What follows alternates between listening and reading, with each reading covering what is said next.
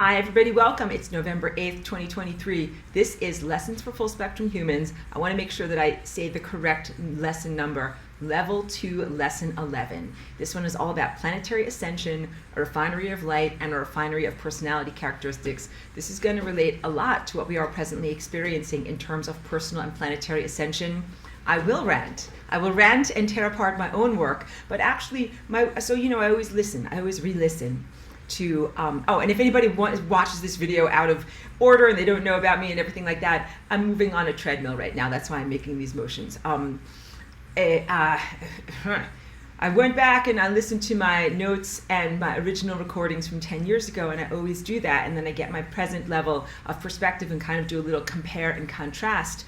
And my only personal criticism is the conclusion of what I would like for you to do when we talk about those pesky occupiers of the interstices. Wait, I'm just grabbing a little sculpture here.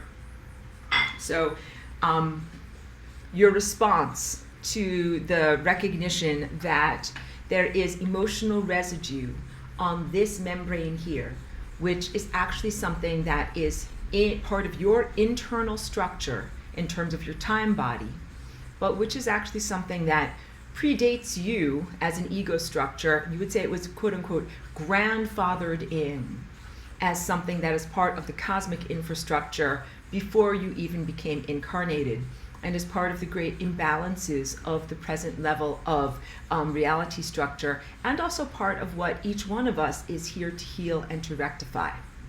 So everything that I teach is not to normalize the idea that there are these residues on the membrane of death.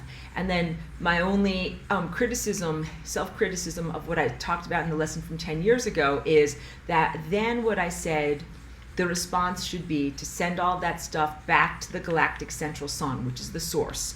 So if here's the map of what I'm talking about here.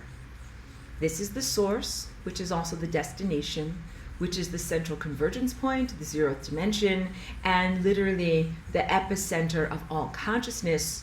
Consciousness as a phenomenon emerges from this point that is the totality, infinity point of everything. And then it goes in these big giant circular figure eights, and it circulates throughout this whole entire structure. And you as a consciousness in this flawed system arrive at this peripheral beginning point and then circulate through these various different iterations until at a certain point you come into being at this point here, and then you go right up the central core timeline and you return to the destination. And if something is stuck here, if there is some stuck energy, then what should happen is, like, let's say you get it moving along, and I'll draw this for you too, but it's moving along, and I hope you can see my pen, and then it would move in a big giant circle, and then boom, eventually get back to the source that emanated it and get reassessed and reprocessed. And that's what my assertion was 10 years ago. And all of that is a very logical, appropriate assertion. Here are some of the things that we will have to reconsider in our present state. So one of them is my silly joke from the Grumpy Old Man sketch from Saturday Night Live. In my day, we used to do things by hand and we liked it, gosh darn it, and now these newfangled technological ways of doing things, and it's not the same, right? In my silly voice. For many, many millennia, humanity has been suppressed without the need for any kind of external technological accoutrements. Nothing more than just the demonic consciousnesses that we call pooties that exist on the membrane of death that act to perturb and destabilize you as you are attempting to go through your experience of navigating through the living time field, and to stay on your path and to stay in alignment with divinity and to never touch the membrane of death. And all of that destabilization was done through the grumpy old man's good old-fashioned tools of simply, negative implantations of cultural paradigms, religious and behavioral control systems, ancient genetic modifications, and cultural value system, and even a viewpoint that necessitates and accepts the inherent necessity of death. All right, that's all the old-fashioned stuff. Then within the past 10 years, we've definitely experienced the development of something that is the newfangled way of doing things, a destabilization of your emotional centers and your consciousness, and a siphoning of energy that happens through the implantation of nanotechnology. So it's not just enough that you have these chakras, which, by the way, are fantastic, magical, miraculous phenomena themselves as your light body, and something that is very, very positive that you want to have, because some people have, in the New Age community, resorted to the sense of it's flawed, it's hacked, there's something wrong with the chakra system, throw it out the window, let's amputate. And I'm like saying, like, no, let's not amputate this body part. This is a needed, much needed, valuable body part, and amputation is not the correct approach. Let's heal it. When that would be clearing out the membranes and clearing out the residual consciousnesses that are there. But what you deal with now, within the past 10 years, sorry, I'm just looking to see if that was my dog. It might have been somebody else's dog in the background. I'm muting you not because I don't love you, but just because it helps with the audio quality for the recording later for the archive. That now within the past 10 years, what you deal with is not even consciousness, but something that is merely the stimulation via a technological implant, stimulation of cognitive centers. It creates an artificial neurology in the body. It creates an artificial fascia or a false light network in the body that can have the similar impact of destabilizing your flight through time.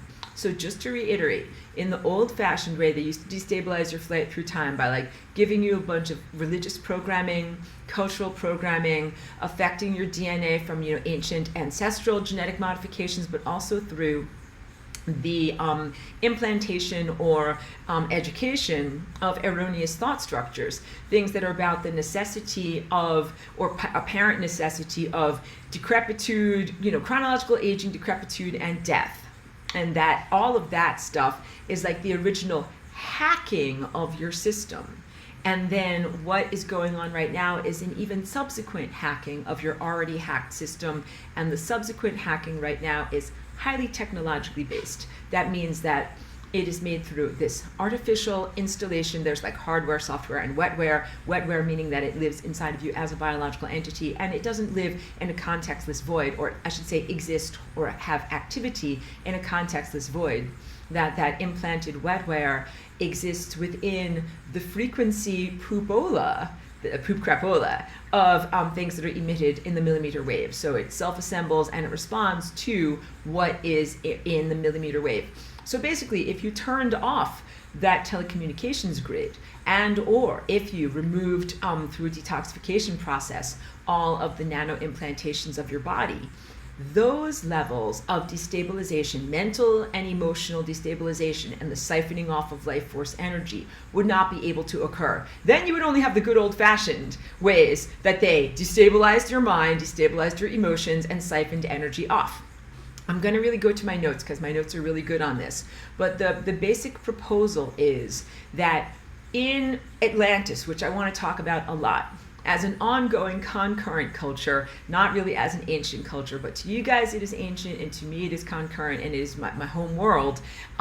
What was life like there? Because that was a world before your chakras were hacked, before death became an experience. So I don't know if you ever remember that old game called Operation, where there's like this little body and you have to use these little tweezers and kind of get little plastic pieces out. And if you touch the edge, then a buzzer goes off and you lose your turn, all right? And that's exactly what this membrane of death is like. That as a consciousness circulating around throughout this pattern, that is a perfect divine pattern of energy in the cosmic infrastructure.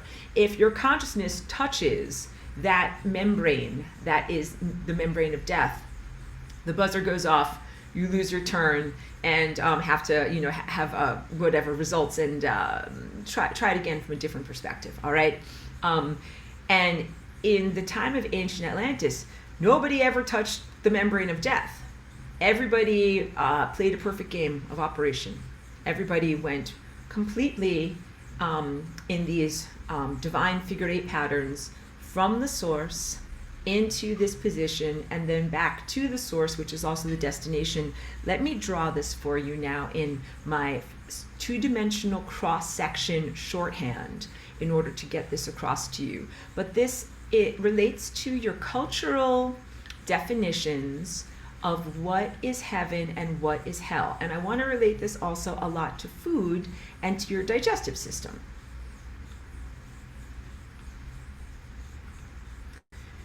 All right, let me just collapse these windows so that it's just me for privacy.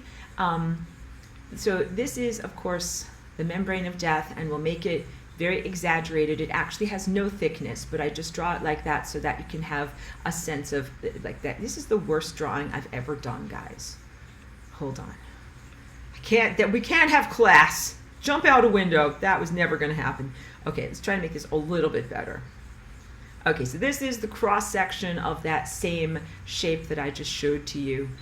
And you recognize that these are spiral energy pathways that go up around like this, but that I show them as always in this shorthand, and then show you that they have a final moment, a culminative moment that ends on the membrane of death. And every single one of those culminative moments or last moments of your life is you. That's all you. But when I draw these orange circles over here, this represents something that is not you. That is there. That somehow something exists on the membrane of death, that is some kind of consciousness, that is a blockage that prevents you from circulating the way that you're supposed to circulate. Let's choose an entirely different color. Like if this is the source and the destination and the 0th dimension, and if you get to this position over here, what should happen is a big giant gust of love that flows through the membrane of death should totally unmake you. You need to face the big red clipboard of all the things you've done wrong in the process of unmaking. Please note, the red clipboard is a allegory, not a literalism. But your life assessment is part of this dismantling. You could imagine that your life is shaped like a polygon. A polygon is like a multi-sided, complex, crystalline shape. And if you're shaped like this weird polygon like this, and then a huge gust of love comes against it, and it's like, okay, let's say this, this strut over here, it's like, okay, no structural integrity. That one's going to break out. That's not going to be structural integrity. That one's going to break out. That one's going to break out. Those are the red X's that I'm talking about. So it's an allegory, not a literalism, of assessing the structural integrity of your belief system as you are exposed to this incredibly powerful current of love that flows through these membranes, and it flows in a big giant circle. So this is not drawn to scale. It would go off the screen, but you understand it all flows through here, down here, around here, and then back to here. That's the toroidal, basic toroidal shape. And inexplicably to our present experience, somehow there are these things that are here that didn't used to be there in ancient Atlantis, but that are there now. And that when you reach the membrane of death, which is something that you should never do, because what you should be doing is only experiencing going up this central core timeline. Let's just find a good timeline color. Wait, I have to choose something with contrast so that you can really see it on your screen. This is the timeline that would be considered heaven.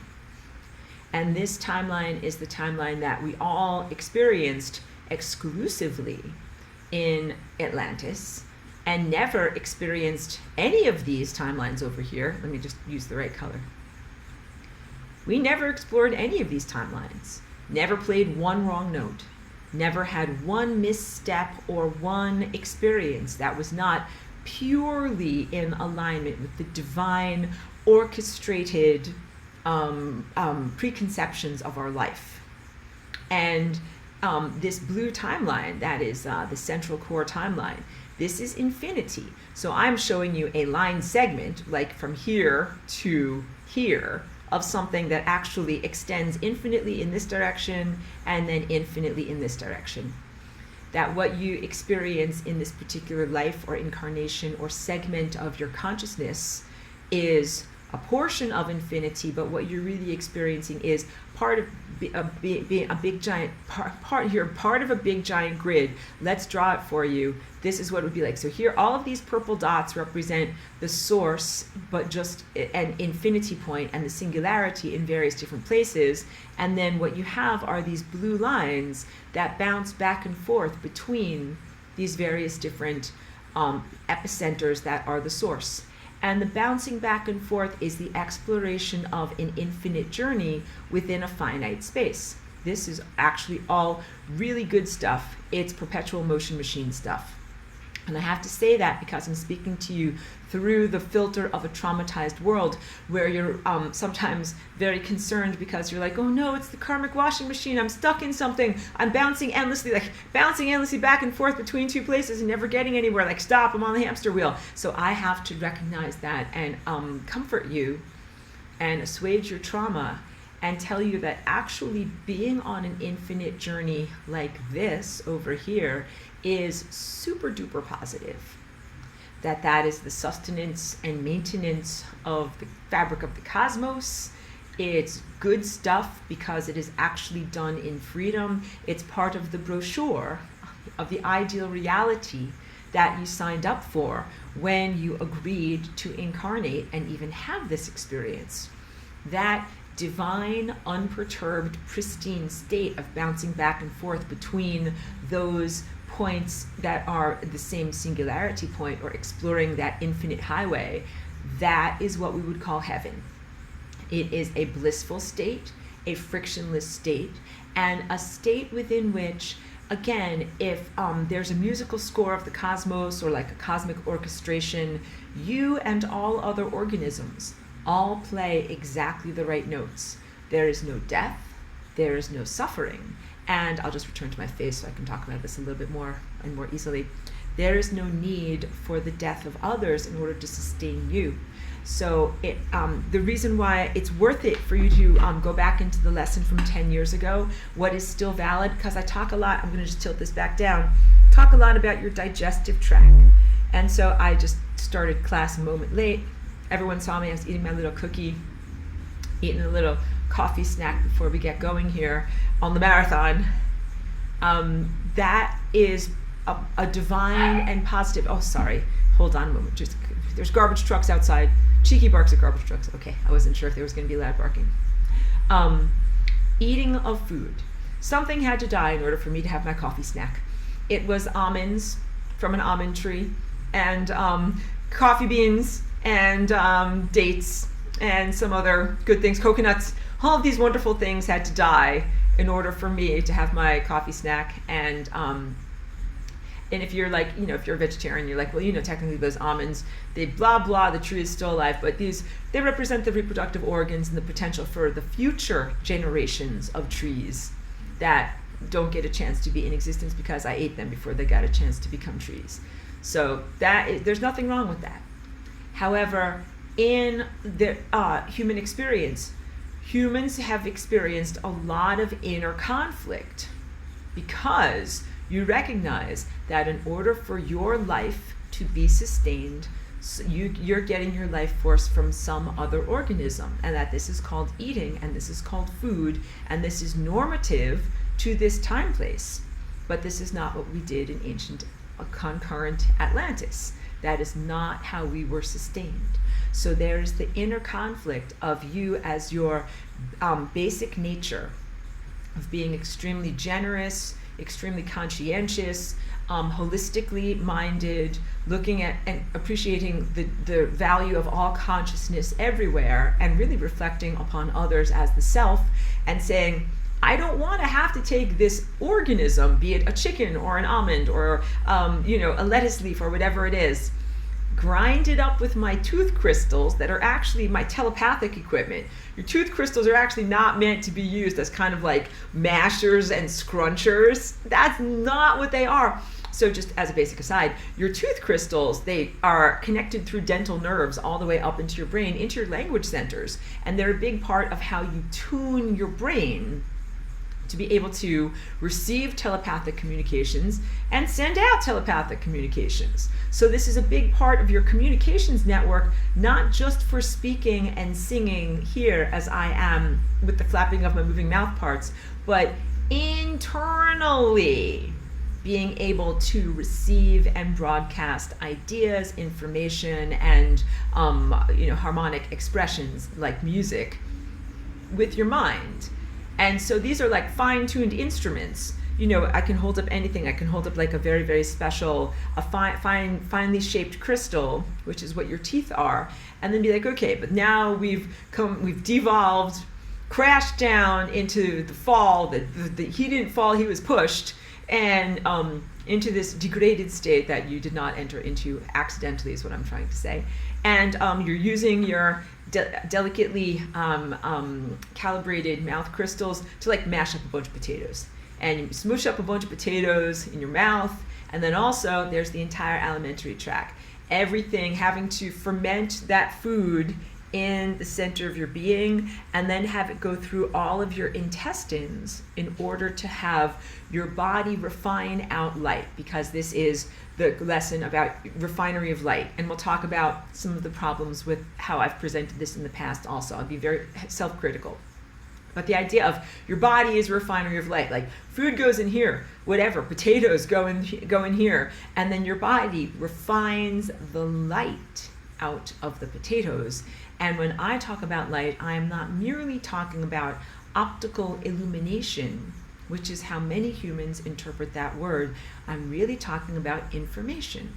Light as pure intelligence and pure organizational principle and data and consciousness and sentience. Potatoes contain certain levels of sentience, like as a plant, but then also they contain a sustaining story that when you eat them, you're not just finding out what life was like as a tuber under the ground. You are actually eating a story that is the story of how Aurora will stay alive. Got it? Or how Joyce or how Charlie, these are people in the class, will stay alive. So when you're eating your food contains intelligence and data, and it contains information that is not arbitrary information. It's all perfectly calibrated to speak to the cellular structure of your body and tell the structure of your body how to stay alive. And when you came here as a human infant, that was actually what a good deal of your first couple of years of life were about. Your first couple of years of life are about building your microbiome, having an immune system to keep out stuff that you don't want inside in terms of bacteria and viruses, and also building your digestive tract and making it possible for you to absorb sustaining light energy stories from the various different things that your mama and your papa feed you. So, whatever, when you graduate from just breast milk, from like mashed carrots, sometimes mashed potatoes, or whatever, pasta and stuff like that, you feed little tiny kids, and then eventually like being able to have teeth and chew stuff and be able to actually, this is what you learned as a little tiny baby coming here. And then, then you had to learn how to ingest ideas and other things like that, literally going to school and being literate in order to stay alive. Humans in this world are often hugely in conflict about the sense that they have to put something dead inside of them so that they can stay alive. And sometimes this is evidenced as different levels of restriction, self-restriction. It's not always eating disorder, but sometimes people will say, I will eat this, but I won't eat this. I will have this limit. I won't eat this under these circumstances. I won't eat this in this way. People have conflict about the need to ingest another organism, because the truth is it's not your true nature.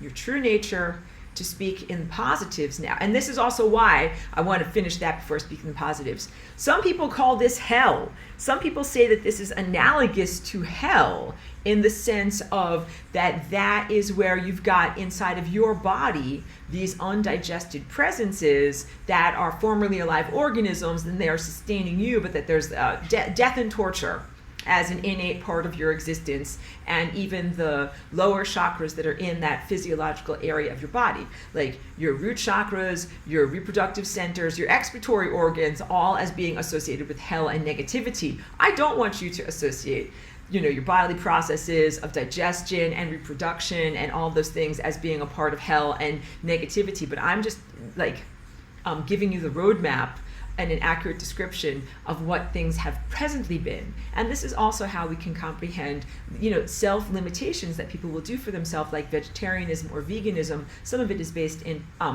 health and vitality and a sense of a positive diet, but some of it is ethical, in the sense of a person not feeling positive about eating animal products, and that they feel more positive about the death of a plant as opposed to the death of an animal. I'm not here to criticize any of you. I'm not here to criticize the vegetarians, the vegans, or the carnivores, and I encourage you in every way to do what works for your body right now, because we're in a planetary ascension. We're not at the level of being pure light eaters yet. So let's talk about, in the level of pure positives, what it is to be a light eater. I have to drink a little bit of my water here. Hold on a second. And this looks cloudy because I have electrolytes in it. So being a light eater is what I am, as an innate part of my nature. And when I came here, in 2001 as Aurora, I thought I was just going to be a light eater. Like, I literally came into this body and incarnated, and I thought, like, this is how we used to do it. My shrug. This is how we used to do it. Yeah, you just connect with the sun, you ingest all this light, and that is enough to sustain your body. And it was not enough to sustain my body. You can have lots of funny stories about how I didn't know that you need to actually eat physical food and what it felt like to not eat physical food.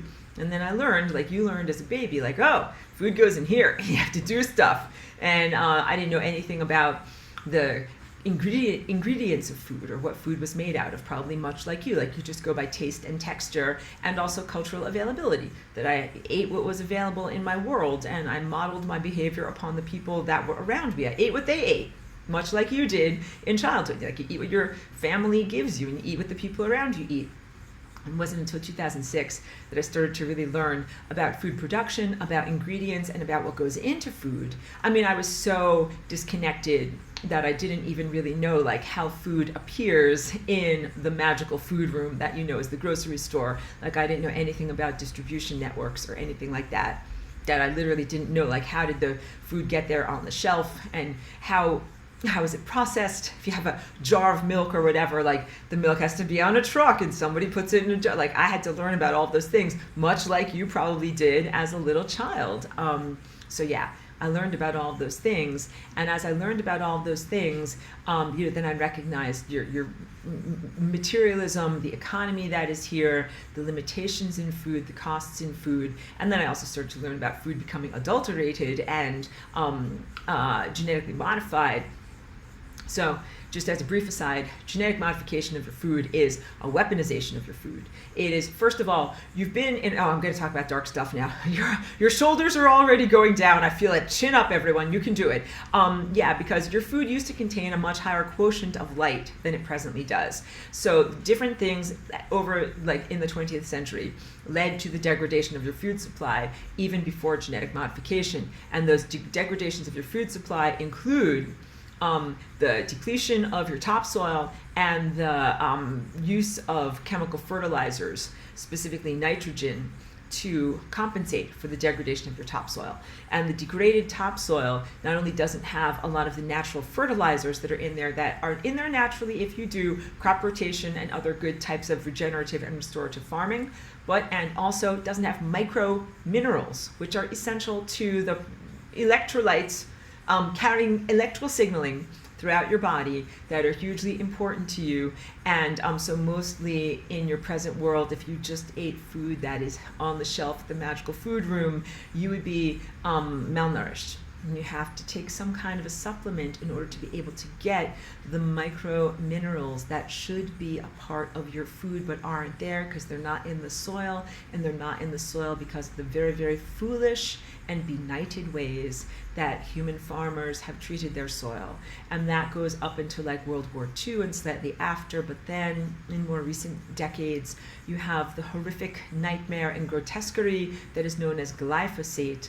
That is a terrible poison, an environmental poison, something that not only poisons the groundwater, but it evaporates up, it poisons the rainwater, it goes everywhere. And that is like a desiccant, and it it totally strips your body of minerals when you eat food that is sprayed with glyphosate and the glyphosate goes into your body, or if you even get rainwater on your skin or through your nasal passages and then you get glyphosate inside of you.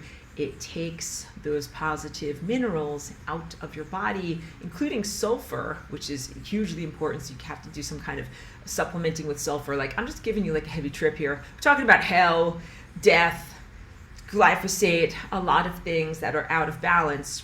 And then I will bring it into more positive levels of personal ascension and planetary ascension. But just know that genetic modification, which came hand in hand with the glyphosate,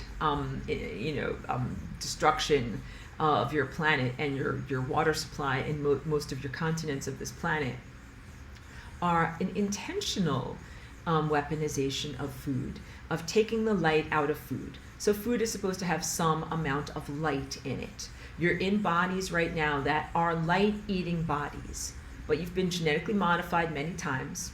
And one of the times that you were genetically modified was the repurposing of your alimentary tract, which I say this very clearly in the lesson, that's the recorded lesson from 10 years ago. This body was not intentionally made to be like a house for 5 pounds of bacteria that is called your gut bacteria and your microbiome, which is absolutely essential for you to have inside of you if you're eating regular food like almond cookies and a cup of coffee, because they have to be there to help you to digest what you have internalized.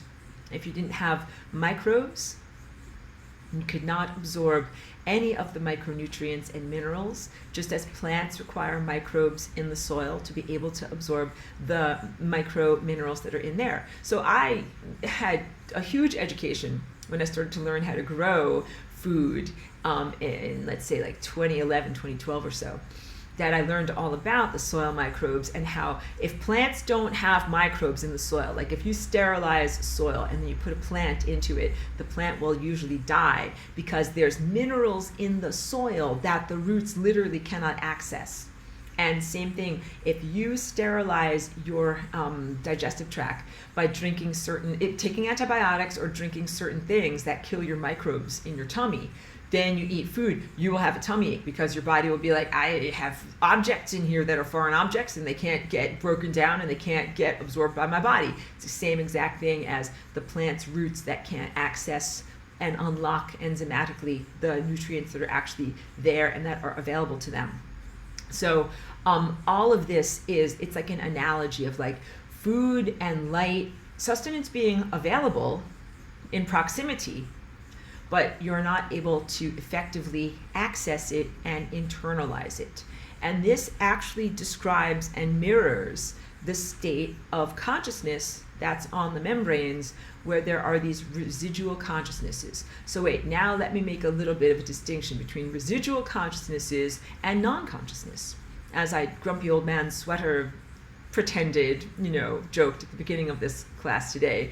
So in my day, in the old days, we hijacked chakras without a bunch of technology. And the guy who's doing the grumbling is some consciousness that at one point was real consciousness, like you or I are conscious, but that somehow got stuck on the membrane of death.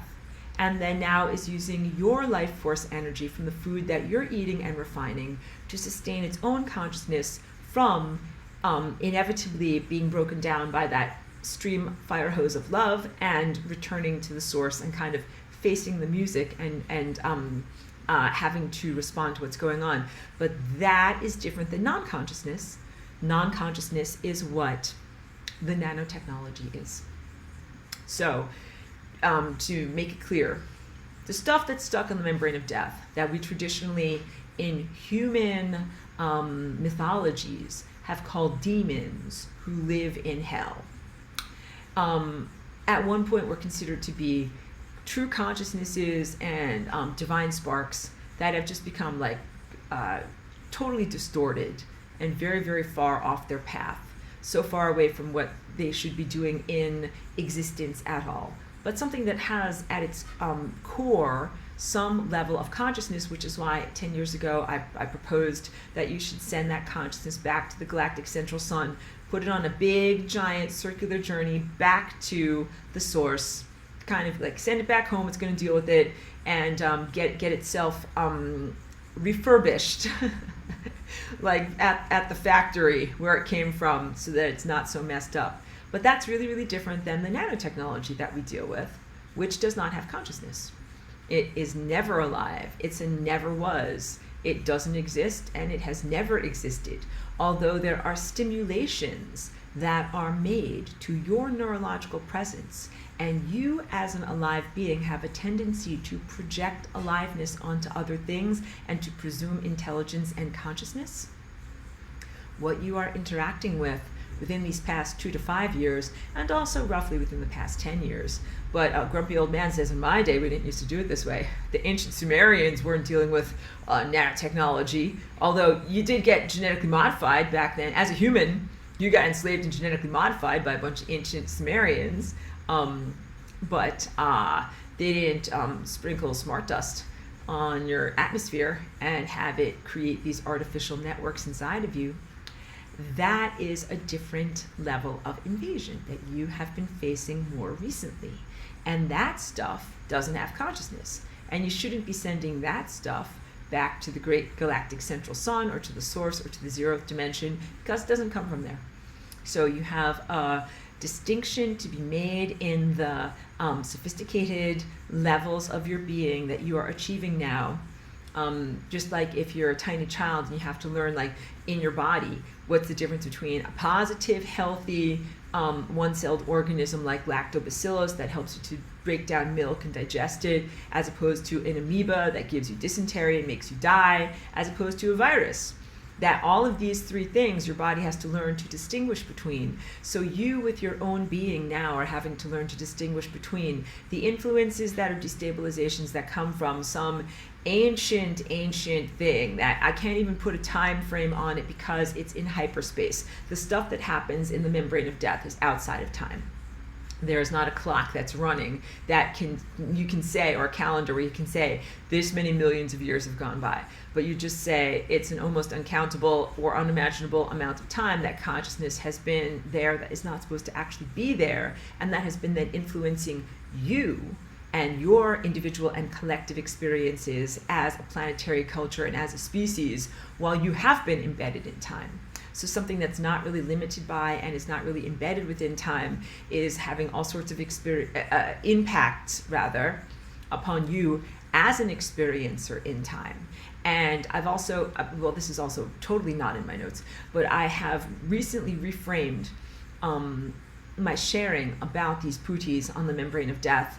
What I've in the past accurately described them as having a complex infrastructure that they have built there, and even a sense of economy, in the sense of they take energy from the living, siphon it off. They make small investments in terms of siphoning that off. Like if you are going along like this at 10 miles per hour, and they might do something like poke you with a negative feeling,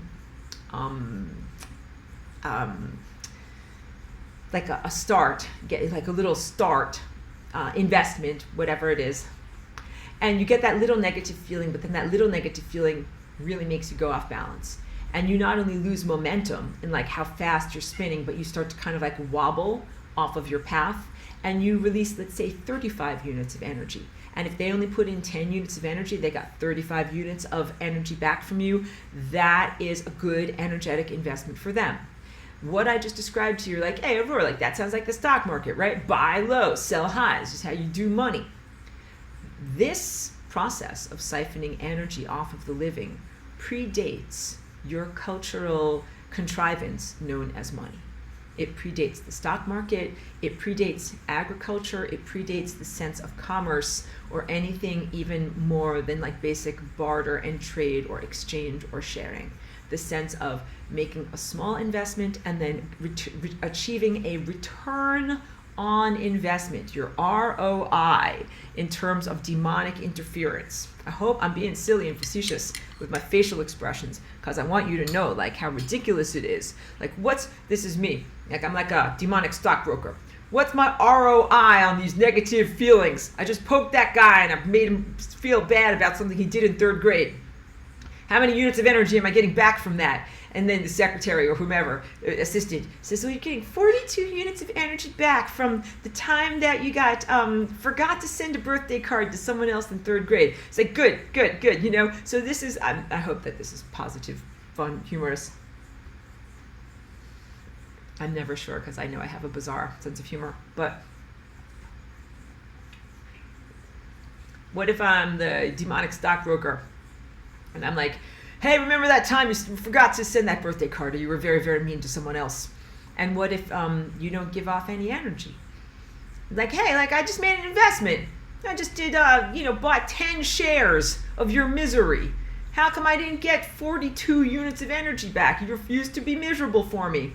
Then that stockbroker or demonic investment banker would say, well, I guess that's not a good investment and I have to just take my losses. I lost 10 units of energy and that's not an effective way for me to be able to profit.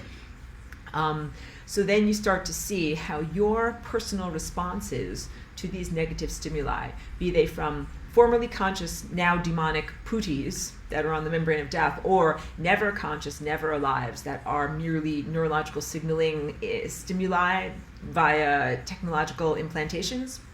If you don't give them the return on investment, they will not keep on investing in you. Sorry, I can tell I have a little something in my voice here.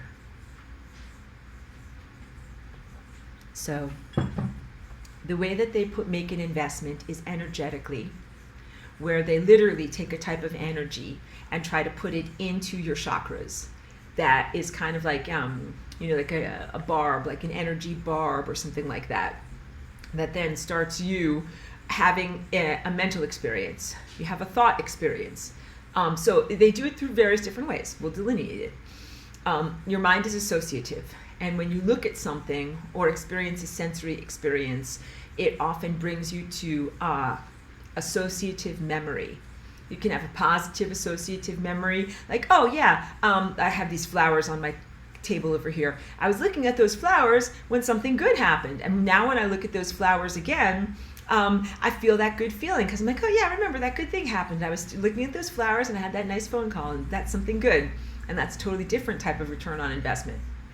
Or you can have a negative association with something that is associative in your mind, where either you might look at a picture, whatever elicits a memory, and it could be a picture of that particular time or person or place or anything. Like you could be like, I saw a Coca-Cola truck drive by, and then I remembered that time I was drinking a Coca-Cola, and then I remember that time I was at summer camp, and then I remember that time that kid gave me a bloody nose. And then there's that's what the hunter for negative associations will find the weaknesses in your life experience, the traumas and vulnerabilities, and like hunting is not really a good word, mining. It's more like mining you for trauma. Like, okay, let's keep on digging until you find that trauma. And then when you find the trauma, it's like, we just hit pay dirt. Somebody had something bad happen at summer camp and we got it. And then they get return on investment. So the return, they don't exist in time, but they leave these bombs that are like buried landmines, emotional landmines, that they can then get access to even when you're in adulthood. And so one of the most powerful things you can do is close trauma portals. And when you close trauma portals, you are doing it energetically and in your mind and in your neurology. So that the energetic thing is, if some stimulus comes into your chakra system that is intended to mine you for trauma and for it to come out, but if you have closed the portals, then they don't have access to those negative things that have happened. Those negative things that happened at summer camp stay in the past, however many years ago, and there is a discrete barrier between yourself now and that stuff that happened in the past. That's really what healing is. It really is a sense of soul reclamation and integration, so that any place where you're not living in the past, you're not carrying burdens of the past, you're not vulnerable to the negative things that happened to you in the past. It's not the same as amnesia. So you would still remember that bad thing that happened at summer camp, or the time you got a bloody nose, or whatever, embarrassment. Sometimes they don't even mine you for trauma. Sometimes they just mine you for embarrassment, which is not the same. Like if you're a demonic investment banker and you're like, oh, I was really, really hoping to get some good trauma, right? Like whatever, an amputation or whatever, a sexual violation or something like that. But if you can't get that, then maybe even just like a minor embarrassment. Just trying to think of something that kids find embarrassing, or young people find embarrassing, and then whatever, you farted in public, and then they'd be like, oh yeah, remember that time that happened, and then you remember that. It reverberates for the whole rest of your life, that they can keep on pushing that button, and every time they push that button, then you get mildly destabilized, because the point is your life force energy is being siphoned off. So things that are vulnerabilities to your life force energy being siphoned off, very, very real trauma. Stuff that is something like a violence that happens to you, sexual violence, even profound diseases, surgeries, things like that. They create trauma, and also the death of a loved one. And when I talk about Atlantis, like you have a planetary-wide trauma. And the ascension that you're experiencing right now is the rectification of that planetary-wide trauma. Because you lived in a time, and you still live there. It's concurrent. All of you are concurrent in Atlantis. You all have lives as immortals, divinely connected immortals. And you would also call yourselves heroes in the true Greek definition of what it is to be a hero, as a container for, or a representative for, the gods and for divine consciousness. That you're an alive being that lives in the physicality realm and experiences time, and that what lives through you is a divine essence. And in that sense, you are a hero, and so you are an immortal superhero. All of you in Atlantis. And then what has happened is there has been a diminishment of the human genetic code, and most essentially a diminishment of the crown chakra. And I talk a lot about the brow chakra as being so essential, pineal gland and your brow chakra, and it is truly essential in terms of guiding you through life and being literate, being sighted and literate, and being able to read the time field and read everything that you see, not only symbolically in your environment now, but to anticipate the future. And that's a huge part of what it is to be a mature galactic Christ, and also an immortal superhero. But your crown is also hugely important. So when you're here in the first year of your life and you're just figuring out as a tiny human infant how to have a body and how to have a microbiome, and how to eat, like food goes in here and then something happens and then something comes out the other end. Like you're just figuring out those basic survival triumphs of having a cellular body. But during that year, you're still hugely divinely connected through the crown. And this is known as the baby's fontanelle, and it is a place where your skull plates have not yet fully fused along the sutures, because your brain is still growing. And so it really represents a continued divine connection. And also in that first year of life, you haven't fully developed your sense of ego identity and separation from unity consciousness. So in this world, I would say it is positive. Like, it's positive to eat food. Don't feel guilty or self-conscious or self-recriminations or any of those types of judgments about eating food. And don't feel self-recriminations about having an ego or being individuated or being separated from unity consciousness.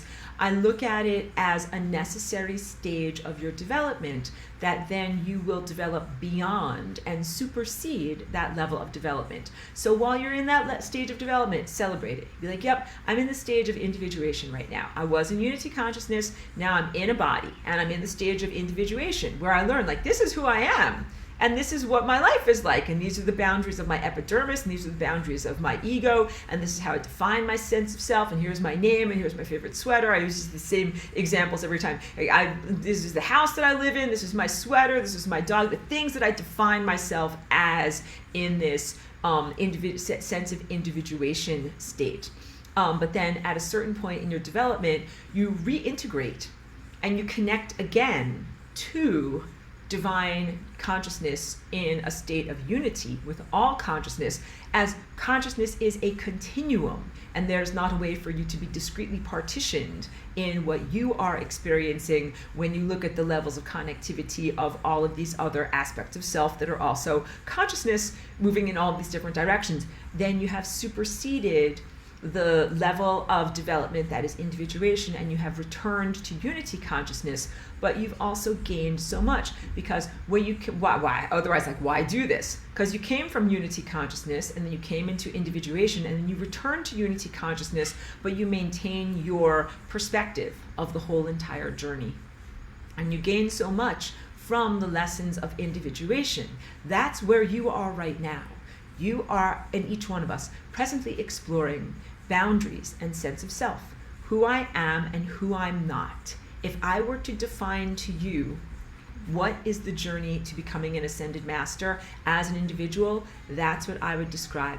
I would say, it's going from being a slanted angle to being in perfect alignment, but in your first person experience, what it is about is defining whom you are not. What's the peripheral stuff? What's the junkola that's not really you? And then who you are. What are the divine, eternal personality characteristics and aspects of self that is the real you? And these boundaries, who I am and who I'm not, have a lot also to do with, in the physicality realm, how we are eating our food and where energy goes as food storage. So I'm pretty clear in my teaching from 10 years ago, but I'm going to make it super clear and articulate this, that none of this is about fat shaming. None of this is about, a rejection of body types or anything like that. I use all of these examples, like this is a direct analogy, not even just a metaphor example. When you eat food is emotional energy. And you process it in your emotional energy centers, which is down here, your intestines below your belly button. And when you do not fully process either an emotional experience or the emotional energy that is held in food, and when it just goes into storage in the body, that is the extra fat storage, and that represents a distortion of your true self, just carrying baggage. That's what it is. So none of this is about saying there's only one ideal body size or even body composition. I talk in the lesson from 10 years ago about doing things like when people go on a pilgrimage. Oh, there's good comments I have to read through, because I have to squint and scroll, so I have to read through that, but I see that just came up. Let's say you're eating, when you eat in a non-distracted manner, you transmit that experience directly back to the sun. The closing down of the crown chakra through genetic modification and through social projections and limitations of consciousness that come from basically linguistics. You get the implantation of the linguistic talking mind, and that means that you lose the signal to be able to talk to the sun all the time and say, this is what I'm experiencing and this is what this is. So whatever food you're eating, like you're about to bite into this beautiful, whatever is your favorite thing that you like to eat, and as you're biting into it, what you should be able to do is connect directly to the sun and the stars, because literally you're eating sunlight. All of the stuff that you're eating is an idea structure and matter that came from the sun and the stars. And what you should do is have a real-time broadcast at 2:57 p.m. on November 8th, 2023. I did this, and I bit this thing, and it felt like this, and it tasted like this. And the sun should know about it right away. However, due to the implanted, verbalized mind, a lot of the times there's not a clear signal sending that information back, and a rapport between you and the sun and all of the stars. When that happens, I talk about this in the lesson from 10 years ago, 3 basic, ways that people exist in the world. Like, one is there's no signal at all, like total dead zone, and the sun doesn't know anything about what's happening in your life. One is partial signal, which is how most people in our world have been living, where they might have moments of meditation, moments of clarity, moments where they're able to kind of get some signal back to the sun and to say, hey, like, this is what I'm experiencing with all the light that you're giving me. And the sun is like, aha, like, now I see you and I see what's going on there. Or not clear, very clear view. So the not very clear view would be analogous to if the sun is like an eyeball and your life is a cell or part of the retina cells that are on the receptive areas of the sun's eyeball, only being able to see a little bit of the view. Like maybe it would have tunnel vision, like you only see a little portion of the screen of what you're seeing, or maybe just the entire thing is not as vivid, like macular degeneration. People kind of lose their eyesight and they're just like, the colors aren't very vivid, the shapes aren't very vivid. You can kind of see a little bit, but it's just kind of blurry and fuzzy. And that's how most people present their life experience to the sun and the stars, instead of real-time broadcast in HD, high definition, high frame rate, slow motion, where the sun can see every single thing that's going on. That is what it is like to be a living ascended master. When you are totally connected to the sun and the stars through your crown chakra, and giving 100% of the signal with strong signal strength to the source and the destination about who you are in time and what you are experiencing and what every single thing feels like. And then the sun and the stars are able to respond in terms of real-time rapport and reality creation. So the diminishment of human connection to the sun is directly related to the presence of the residues on the membrane of death, the diminishment of your flight through time, but then also the less connected you are to the sun when you're eating this food, then the more disconnected you become as you develop like more limits on the lens, more emotional baggage. That every time, like mostly people are eating in a distracted way. Either they're distracted by their own inner thoughts, or maybe they're distracted by something that is an external stimulus, like the news. Almost everyone in the United States eats in front of the TV, and that's just normal. And people usually watch things like the bad news of the day. That's on at dinner time on purpose, and everyone is like sitting around their plates full of light. Like here's the chicken and the mashed potatoes, and it's all light. But they're not broadcasting that light back to the sun because mostly they're watching the TV, and the TV is creating like a blockade of negative thought structures and experiences that then when you eat the chicken and the mashed potatoes, instead of the emotional energy being processed and broadcast back to the sun, it gets stored in the body. So none of what I'm saying is a judgment on body size and shape or configuration or mere aesthetics of what bodies look like. It really is an encouragement towards you being the real refinery of light that you're supposed to be. And this is a tough, high bar to jump over. But really, with every bite of food that you take, you're supposed to be totally divinely connected and connected to the sun and the stars and be like, yep, this is what this tastes like, this is what this tastes like. And none of it gets stored as baggage in you. It's all a real-time broadcast to the sun, who actually is you. Spoiler alert, it's you, but it's you in the after having evolved a huge amount and superseded your levels of individuation and returned to the continuum of consciousness.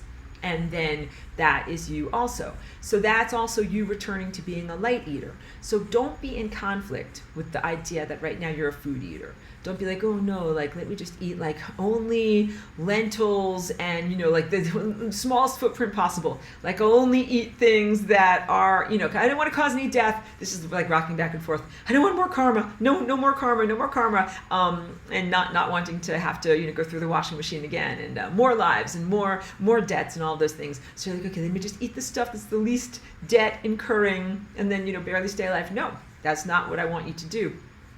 What I want you to do is eat what is optimum food for your form in this time place, and to eat the things that are the least genetically modified and the least polluted. And the way that I want you to eat them is by focusing completely on the activity of eating, and then broadcast that experience back to the sun, because you're going to be the sun one day, and you're going to want to know what that ice cream tasted like. And first of all, if you spend your whole entire life being like, I'm not allowed to eat ice cream, or I'm not allowed to eat this, or I'm not allowed to eat that, then you don't get to have those experiences in your superseded level of existence. I wouldn't even call it your afterlife. But right now, what you're embodied, you're supposed to be creating a catalog of experiences. Instead of being in huge levels of self-judgment and self-conflict about even having to eat, to the point that some people think that their intestines are analogous to the hell realm. And they're not. They can be the heaven realm. You can have great digestion and have the heaven realm, but it's this whole perception of the necessity of death and the guilt of ingesting other organisms and all this stuff. But if you get past that, and you get into the celebratory miracle of, I'm a light being and I'm solidified light and I'm eating solidified light, and then this is what this solidified light tastes like, and it's whatever, something that you really like ice cream or avocados or some fantastic sushi, something that's really, really good, and you eat those things, you're creating a record of the experience. And so I use as my example the best fried chicken I ever had in my whole entire life. If you're an ethical vegan, please forgive me, but I'm going to tell this story. So this is what I recorded in my experience. My friends many years ago had a holiday party. They were actually famous for their open houses around Christmas time. And they were famous for being foodies who always made the best of whatever they made. And they made this fried chicken that was like the best chicken. Like, they soaked it in buttermilk. They fried it in lard. I found that out afterwards. I saw the wrapper in their garbage can. I'm like, you fried this in lard. I was like, that's why it's so good. All right. But it was perfectly fried, perfectly crispy on the outside, and I can remember the whole thing. I can remember being seated in their kitchen when they had kind of like a roaring fire going in their fireplace, and it was a party atmosphere, and people were, talking and mingling and enjoying themselves. And I remember joking to my friends, I said, like, shut up, don't talk to me. I need to eat this chicken in complete rapport right now. Don't distract me. And just like soaking up the feeling of what it was like to bite into it and the sensations of it. And I created a perfect sensory recording and that I transmitted to myself as the son in the future of what that moment was like. So please recognize through all of my lightheartedness that when you eat, you're eating not just the caloric content. That's the materialist view, that food is just calories. It's not just calories, it's emotional energy, and you're eating not just the emotional energy of whatever is the substance that is in the food, but also all of the context surrounding it. So the fact that my friends made this food with a lot of love, shared it with me as a guest in their home during a beautiful party, and had just like a very positive, uplifting experience, I ate the whole experience. And this is what restaurants call ambiance. Like, you don't just go to like a bare warehouse and like sit on a cardboard box and the restaurant brings your food on like a paper plate, and then it's whatever, some beautiful sushi or something that's fantastic. Like, no, like restaurants have beautiful decorations and very nice upholstery and beautiful lighting, and then sometimes there's music playing and very nice plates and forks, and they make it look really pretty too. You're eating and ingesting the entire experience of whatever you are ingesting. So that's why actually I don't know if you can see this bouquet of flowers on my little table there. That's where I eat my food most of the time. And I'm like, yeah, I'm going to sit down, I'm going to put my food on a beautiful plate, I'm going to sit down here and I'm going to look at some beautiful flowers and intend to ingest and appreciate my food as much as I possibly can. Again, this is a high hurdle because we eat at least 3 times a day, and I know that people have busy lives, and sometimes, because I've done this too, so I confess to the Inquisition here. It's like the poker with the soft cushions. I confess. Yes, I have eaten in a distracted way many times. Sometimes I was driving in my car because I needed to get someplace, and I'm like, nope, no time for me to sit and look at flowers. I need to get to work or get someplace on time. Or any other thing. Sometimes I'm like, I have to get these emails done, but I'm also really hungry at the same time. I'm eating while I do my emails. All of that is just non-ideal. And the issues with that is that it creates stored emotional energy that you then have to go into your backlog to get through. That stored emotional energy is directly analogous to the consciousnesses that are stored emotional energy on the membrane of death. They're not just stored emotional energy of a bunch of happy people that are like la la la, we're on the membrane of death. This represents the stored trauma of the cosmos. You get it? This stored trauma then creates and mines you for your trauma. The bad thing that happened at summer camp. Can I find some trauma? Can I eat some trauma somewhere? The trauma needs to feed upon the trauma, and then this becomes the endless cycles. So of course you can already sense, because I'm telepathic and I can read your mind, where I'm going with this. So you're like this. So if I heal my trauma inside of me, then that breaks the cycle, and they can't mine me for trauma and eat trauma off of me. Exactly. Ideally, each one of us heals our ancient and ongoing traumas, being no longer a food source for the trauma that is trapped on the membrane of death, and that trauma then is forced to be resolved, because the idea is that they are sustained from their resolution by the mining of our trauma, kind of like we become the enablers. As life force energy is siphoned off from the living and sustains these mostly dead, semi-alive, I don't know, it's another joke I can make from a movie. I'm not dead, I'm just mostly dead. These mostly dead, semi-alive, just call them residual consciousnesses, that are unwilling to face the music. And the idea is that if you sweep the rug out from beneath them, and that they are no longer able to exploit human trauma and human emotion and alive people, even dogs, cats, trees can feel trauma. When there's a forest fire or when there's a clear cutting, trees are hugely traumatized. Terribly. And so like there are many organisms, is what I'm trying to say. They're indiscriminate. They'll be like, we'll eat any trauma. They're whatever, like they like it, like whatever, eating ice cream, they'll take any flavor. But the idea is that if they are no longer sustained by those exudations from the living, that they then would necessarily have to face the music. But in my recent experiences, sometimes maybe I've faced tricksters or other things like that. I thought that information and energy was removed from them, and then they were still there. And they're like, now we're just hungry, angry. So then I had to just reassess this. And that's where I'm coming from right now. And I have to say, theoretically, if you removed all energy and resources from those pesky occupiers of the interstices, theoretically, their consciousness would not be able to be sustained there, and their empire would fall. So back to the fragment that I didn't finish over there, I've been presenting them as if they live a life of luxury and they have a big giant demonic empire and they feel really great in the membrane of death, but then you arrive in the membrane of death and they're like, oh, you're not going to like this very much at all. Like, imagine like they're feeling great and super glamorous, but you arrive as like a twisted, wretched thing, and then they poke you with pitchforks and make you feel even worse, and then they laugh, maniacally at your torment, and that then eventually, you are resolved as a consciousness, and you get to go on your journey, but that they stand there again like waiting for the fresh meat, and then they will poke them with pitchforks too. I feel that did you a disservice. That is part of the cultural expectation of this world, that you think that is what is going on because of the way that hell is portrayed in religious literature and in human pop culture. Hell is portrayed as a place that is ruled by the head demon, Satan, and all of the lower level minions, and is kind of like a pyramid-shaped economy with Satan at the top, or like one hugely evil guy at the top, and then everyone else is kind of like the minions working for the boss, and that they all go around poking people with pitchforks in order to, like demonic investment bankers, get their investments, and everybody's kicking back energy to the top.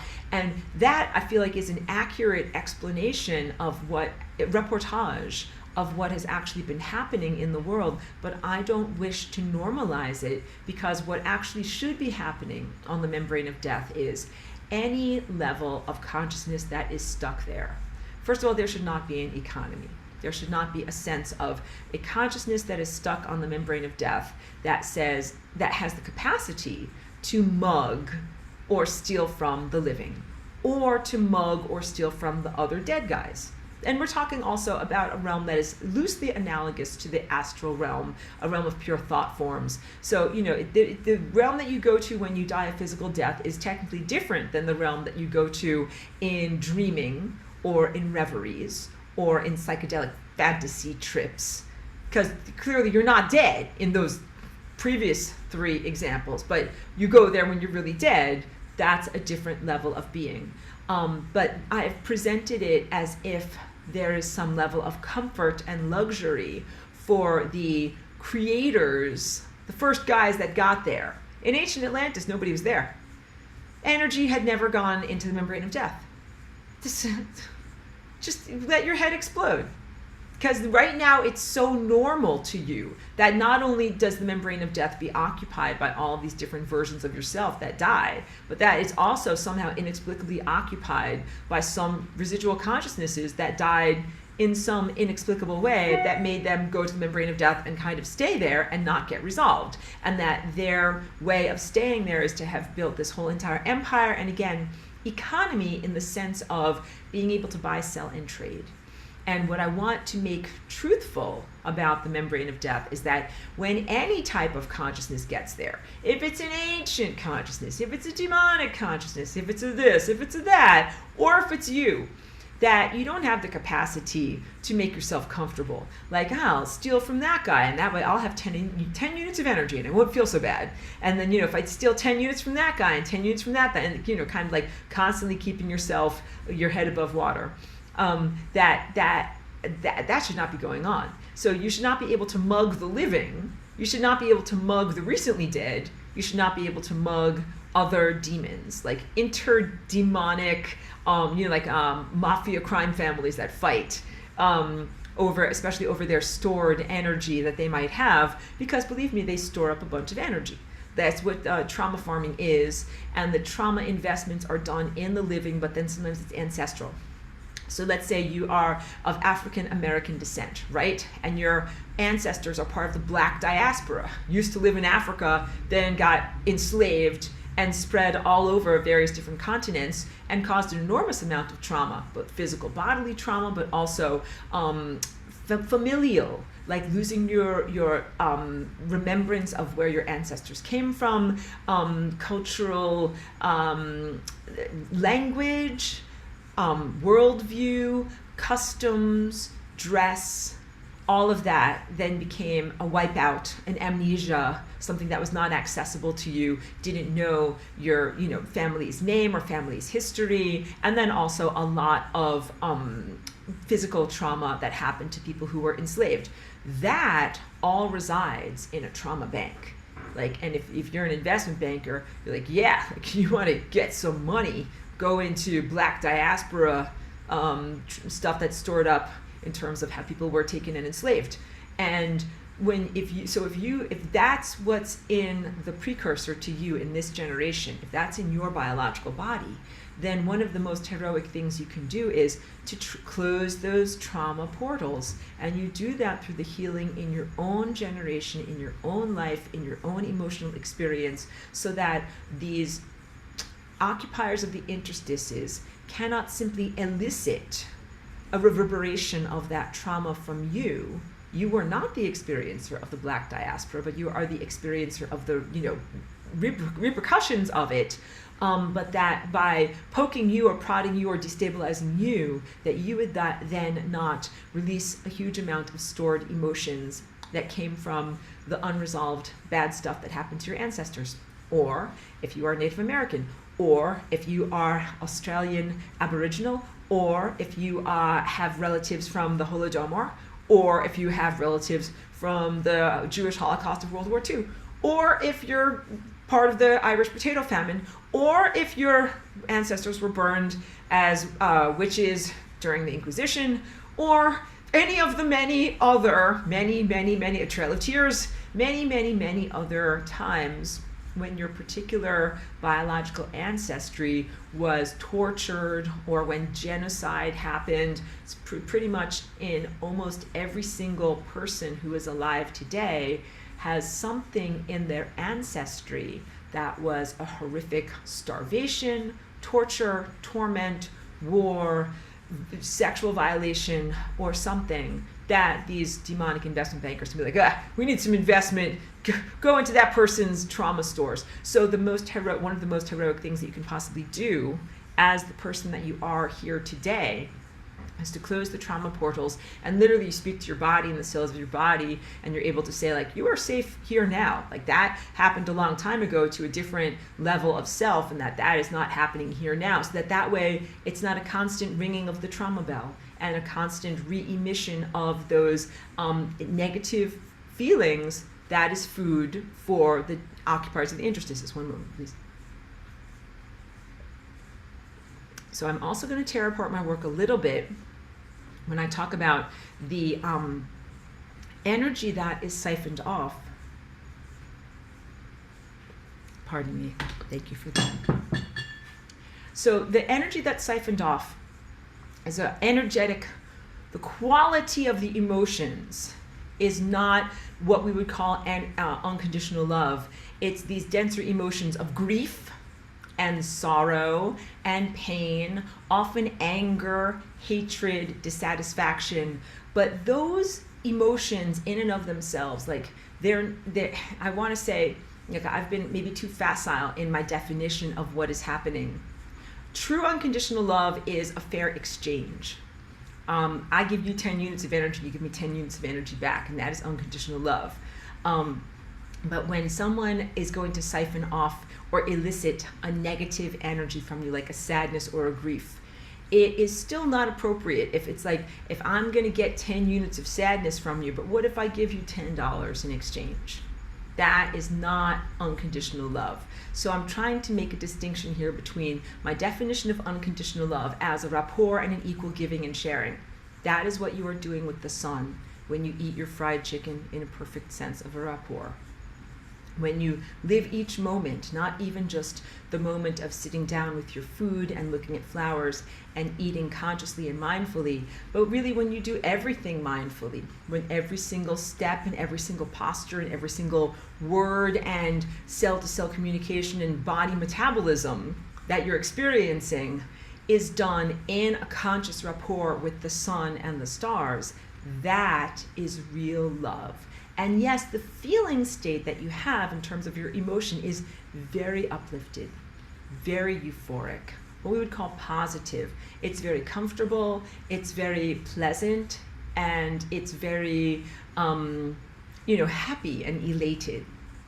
And most of the emotional states that humans are farmed for in the trauma farm are not those states of being. They are, like I said, the sadness, grief, pain, torture, torment, and things that we would call like negative, very unpleasant emotions.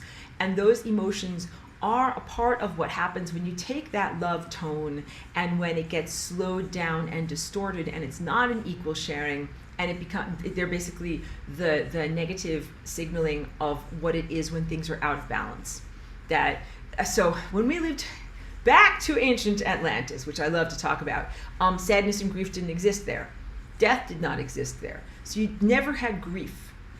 In this world, it is almost defined by grief and loss, by everybody who's died and everybody who's not here and all the bad things that have happened in previous generations, and even in your own life experience.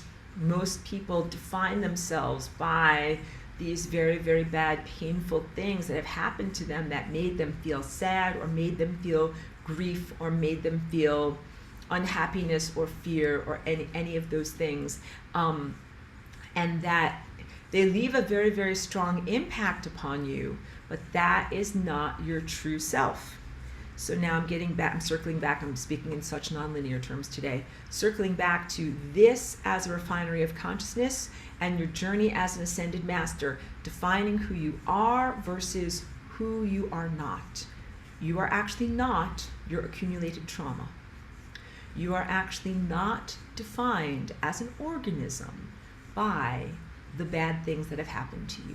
If we use again the example of the Black Diaspora or the Cherokee Trail of Tears, you are not defined by the bad things that happened to your ancestors. You are defined by, the cultural experiences that you have had, the viewpoint, things, so that would be like your cosmology, myths, legend, religious approaches, comprehension of the ecosystem, social dynamics. That is who you really are. And then the bad stuff that happened when they tried to wipe you out is not who you are. And then if you use that as a template in your life as an individual, you are defined by your self-expression, the lives that you've touched, your art, your music, your innovations, your self-expressions, your ability to share your gifts in the world. You're not defined by every trauma that has happened to you. But the demonic investment bankers want you to identify with your trauma or your mild embarrassments and remind you of them. You're like, remember that bad time you did this thing or this bad thing happened to you? And then you're like, oh, I remember that. And you emit this energy that's of sadness or loss or grief or personal inadequacy. And then they're like, thank you very much, yoink. I'll be taking that energy from you. Thank you for giving me my my investment back, my return on investment. And when you close a trauma portal, you still remember the bad thing that happened to you, or you recognize the bad thing that happened to your ancestors. But when they poke you, they can't yoink. They can't get anything from you. That's what healing is. Healing is when you remember, especially if it is something in your life like a sexual assault or something that happened like that, that was a deep trauma, left a huge impact. You are not defined by that experience. You are not the person that bad thing happened to. You have superseded that, you have healed from it, and then if that memory comes up, because maybe you look at a Coca-Cola truck as it's driving by that reminds you of this person, that reminds you of this person, and then reminds you of the sexual violation. And you can remember that thing happened to you, but not go into the perturbed emotional state of emitting the anger, grief, sadness, loss in response to that memory stimulation. So this is very different than amnesia or a mind wipe. That would be like the denial or sweeping everything under the cosmic carpet, antithesis of healing. Healing really happens when you maintain the coherence of all of your puzzle pieces. You don't partition and amputate and be like, I'm not going to remember that. Let's not talk about that. Let's not think about that. You actually remember and integrate all of these experiences of yourself and of your soul, but they don't elicit the negative emotions and not a downward spiral. As often the trauma, the investment bankers, they're good at dominoes, where they're like, oh, this domino is a little wiggly over here. We're gonna be like, remember that time you got violated there? And then they get back $35. But then they're also like, but that domino is gonna fall against that. Remember that bad memory that happened there? And that's like $35,000. And then that, we're going to spiral further. Remember that really bad thing that happened there? Crash. That's $1 million. And he's like, I just invested $10 and got $1 million worth of trauma energy back. Hooray. I'm a very, very good, successful demonic investment banker. And that's how I've misportrayed, again, I'm in total nonlinear mode here, the economy of hell and what's going on there. And if it sounds like the economy that you're used to on Earth, it's because the economy on Earth has been modeled on the economy of hell. But when hell is functional, so you don't even live in a world where hell is functional. And when I say hell, I mean the membrane of death and the flowing interstices there. When that place is functional, if any level of residual consciousness got there, if it got there from America gone awry, time experiment gone awry, some blasting themselves into a singularity, they're smeared on the edge of a black hole, whatever misguided folly or intentional folly would bring a consciousness to be stuck on the membrane of death and not being resolved and having to feed upon the living. They would not be in an empowered state. That I have falsely portrayed them as it has been for millennia in your world, normative, that they're in an empowered state. Remember, like, you got the head demon and then all the minions and everybody's poking you with pitchforks, and then when you die, then they poke you even harder, right? But that is not how the interstices are in even a functional cosmic fabric scenario. That when the interstices are functional and a piece of consciousness arrives there, that it is not able to mug the living and steal your energy. It is not able to game or hack the system by being dishonest or delaying its life assessment or its reality assessments. And it's not allowed to bully. Like, the bully would be, like, let's say, I died 1 million years ago and I'm hanging out on the membrane of death and I'm eating the ice cream of misery of everyone else and it's making me feel great. And then you arrive on the membrane of death and I'm like, hey, I made your life hell when you were alive. now you're here on the membrane of death, and now I'm going to make your death hell also as well. That would be like the bully way of doing it. That doesn't happen in a functional body of, you know, the meta animal known as time. If some consciousness with its negative personality characteristics, because the stuff that gets in the membrane of death are the negative personality characteristics. That's not the real you. If it's something arrives there with its negative personality characteristics, it doesn't get to use those characteristics to then be empowered over others. So the tendency to power abuse is a negative personality characteristic. That in itself would be considered one of the miscalculations that occurs that brings consciousness to the membrane of death. Because remember, the membrane of death and the last moment that you have there is the end result of all of the life choices and characteristics that you have cultivated and who you are as a person and what you've behaviorally exemplified as a person in moving through time. And if one of the things that you did was power abuse, which is basically when you're not in unity consciousness and you're not recognizing that you're part of a continuum, and you're like, oh, I'm going to be powerful by, you know, making you feel like SHIT, or I'm going to be powerful at the expense of another living creature. That is pretty much how you get directed towards the membrane of death. So the tendency to power abuse is a miscalculation. And then if you get onto the membrane of death and have all these power abusers there, then of course, if they were empowered, they would be like, now I will power abuse the living. Now I will power abuse the other minions and the other, residual consciousness experiencers. Like, if everybody's devolving into entropy, but if it's going to take billions of years, then that's plenty of time for them, like, again, like mafia families, to like mug each other. Sorry, mafia families, please don't take this literally. This is protecting myself from these analogies that I'm talking about here. But you know what I'm talking about. I say crime families, crime syndicate families that are in a power struggle on the membrane of death. None of that should be able to even happen. But that is a breakdown of the system. For that to even be able to happen, here's what should happen. An individual consciousness of a power abuser would miscalculate so profoundly in its life that it would then die, find itself in the membrane of death, and it would have to face the consequences of its actions. It couldn't simply sustain or support its consciousness and feel great by making effective investments in the trauma farm and receiving energy of, you know, lower vibration grief and sorrow back, and then somehow feel better, and then be able to avoid and evade the giant red clipboard and the, you know, powerful force field of love that is flowing through them for any amount of time. Like, the idea that it's put off its assessment for any amount of time is a complete aberration, and the idea that that could go on for hundreds or millions of years here on this planet, I should say hundreds or thousands of years, I don't know necessarily millions, but an extremely long time for those who are embedded in time to be able to experience that is a total aberration and almost unimaginable. So wait, I'm going to press pause on me. I haven't gotten through my notes at all. I'm going to go read these comments because I'm sure that this is relevant to the things that I've just been talking about. And then also, Cheeky just arrived, and we're going to have to say hi to Cheeky. Cheeky, come on over. Here we go, right on over here. Get a hug. Get a hug. Just a brief Cheeky break, everyone. Little break. Cheeky, I always tell Cheeky that everybody on the internet loves her, and that everybody in the videos knows her. So you guys just gotta know that's what's going on right now. Good job, Cheeky. Good job. Okay, hold on. And somebody already got their lunch, but they just might need a little bribe. So hold on one moment. That.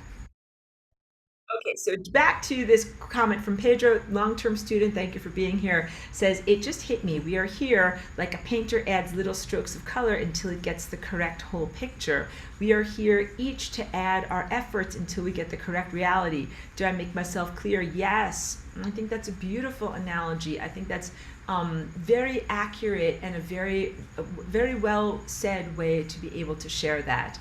That reality is this masterpiece, that it is like a living, ongoing masterpiece of amazing structure and complexity, and that each one of us, your life, but also your activities, your behaviors, and your choices in choosing who you are and whom you're not, in painting the masterpiece of your own life experience, adds up to a contribution that everyone is making to this much, much larger masterpiece that is the symphony of life, that is this orchestration of all life everywhere.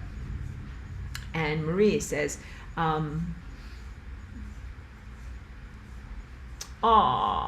Marie, I don't know if I should read this. If you say I don't want this on the video, so I won't read that to everyone.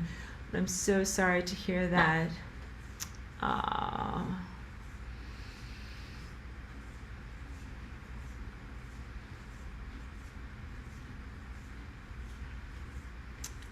Wow.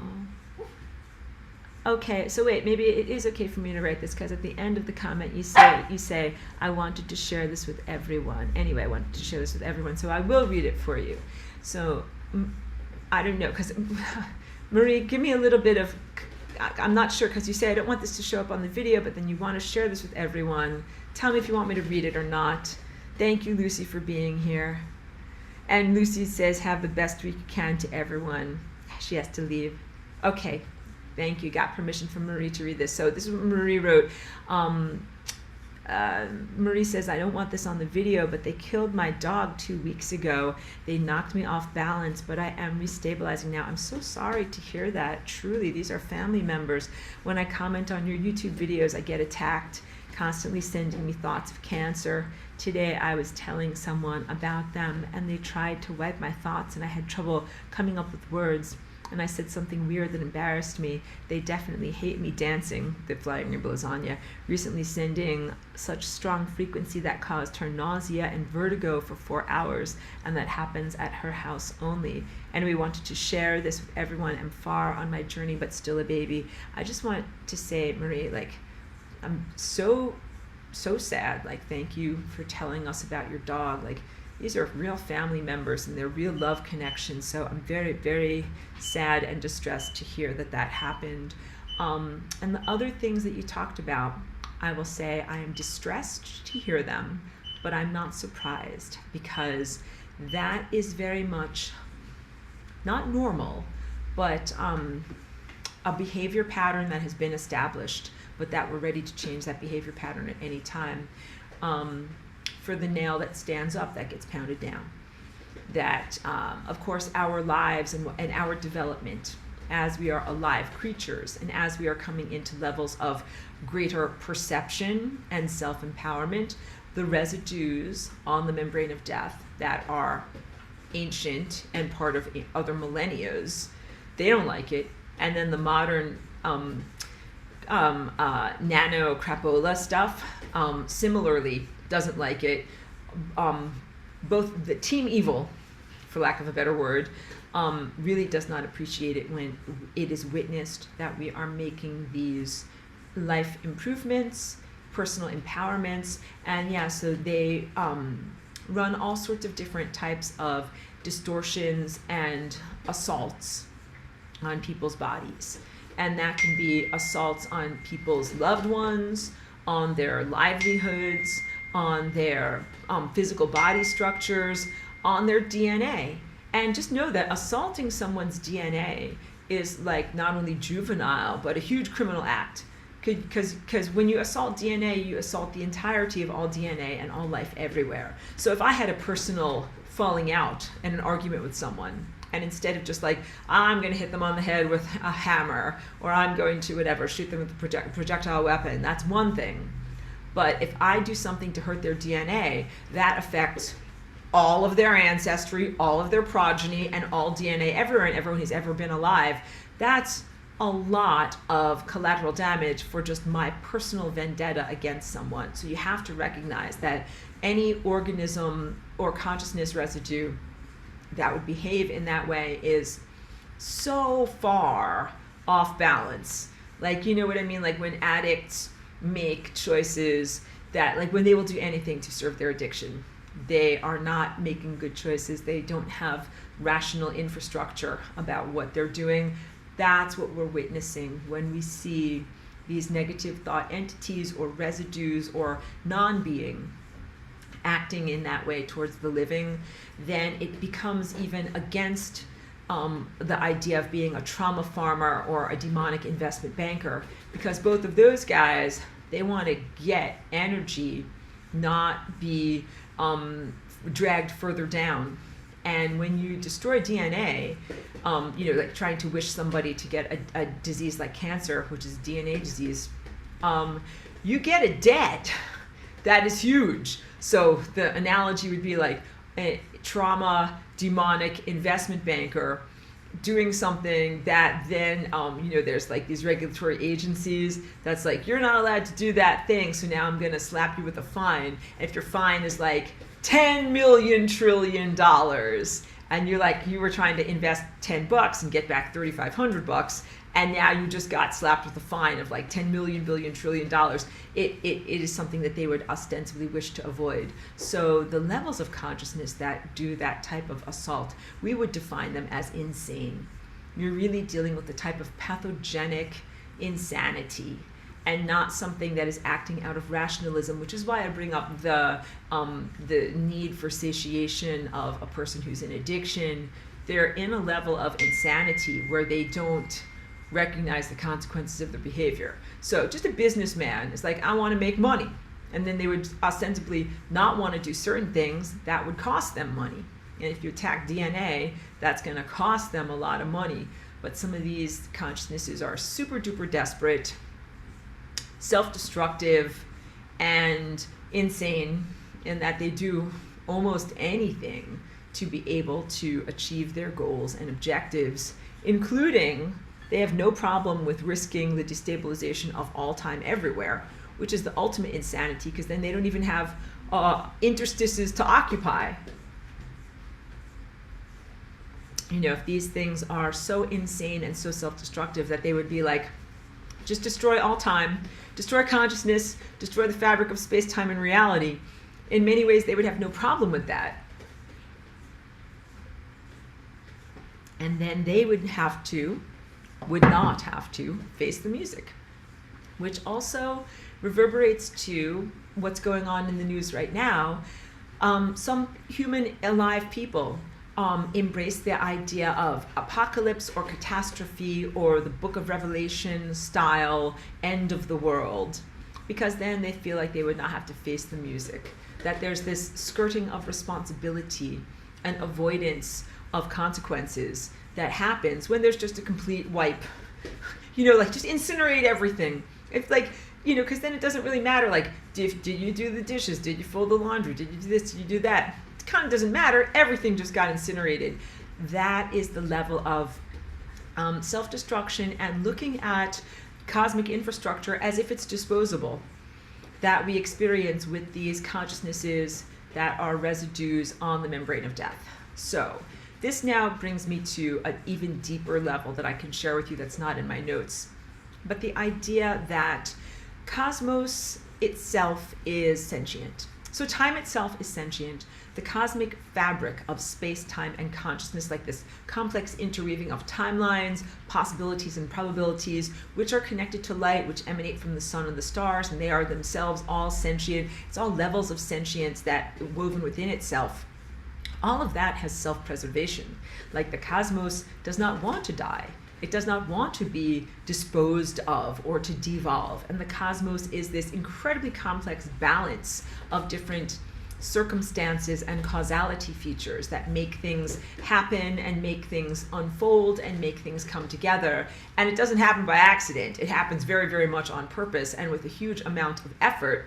Just like when you listen to a giant orchestra play the music of Mozart, that's not by accident. They all practiced really, really hard to play every note perfectly and do things in this way. So the existence of time, the existence of your consciousness that you're experiencing right now as you're listening to this video and thinking about these thoughts, all of those are miracles that are not by accident, and they are sustained very consciously and very intentionally, not only by the experiencers like you and I experiencing the miracle, but by the fabric of reality itself. And the fabric of reality itself does not agree to its own self-destruction or non-existence. That truly self-destruction is one of those characteristics that should go to entropy. This is what I now propose instead of what I talked about 10 years ago, which was facile and slightly flawed. Send all those consciousnesses back to the galactic central sun to face their final, assessment and then do better next time. No, what I really advocate for now is the cessation of energy. That's what entropy is. So if you have these things that are on the membrane of death, that are being sustained by some level of energy harvesting and siphoning, the evil investment bankers, and if you bring their energy investment to zero and remove every single dollar or euro that's in their energetic bank account, that is entropy. And that's very, very different than saying, like, let's just send these guys back to the central sun for reprocessing. I actually advocate for entropy for a variety of reasons. If some investment banker has stolen $1 billion worth of life force energy from you and me and many of the organisms, sending them to entropy is the repatriation of those stolen and misappropriated energy funds. It's just like taking back all of the money that they stole and that they took through trauma and giving it back to the people that it actually belongs to, which is essentially all of us. And so this is what you do when you do the Flying Rainbow Lasagna dance and you do energy and entropy in your own body. You are energizing the characteristics in you that are the eternal characteristics, the versions of you and characteristics, I keep saying that word, the features, the features that you are that are eternal and perfect and divine. And these are also analogous to, like, in your body, the parts that you want to feed with your food. Your skeleton, your muscles, your organs, everything in your body that does work and has a purpose. And no offense to fat. Fat is great and we need some amount of fat on our body. But the truth is fat doesn't do work. Fat cells have a minimum amount of mitochondria in them. They're mostly storage. It's mostly baggage and stuff that the stuff in your body that does work carries around. Your muscles and your skeleton carries around your fat. And your fat is like, I'm just fat. I'm just sitting here. I'm not really doing anything. And again, like, we want to have some amount of fat for health in the body, but not a huge amount. And then let me also just do very briefly, because I wanted to talk about pilgrimages and when people do deep cardio. So the way when you do pilgrimages or a lot of cardio, like training for a marathon or something like that, what happens is you go into the deep storage. The stuff that is deeply stored in the fat cells of your body that you might have stored in third grade, traumas and embarrassments that are in there that are on a deep level that you never processed. It's in the deep storage of your body. And then when you actually add oxygen to it, which is this oxygenation, cellular respiration release mechanism, the light becomes transformed from its solid state into its moving state, and you are liberated.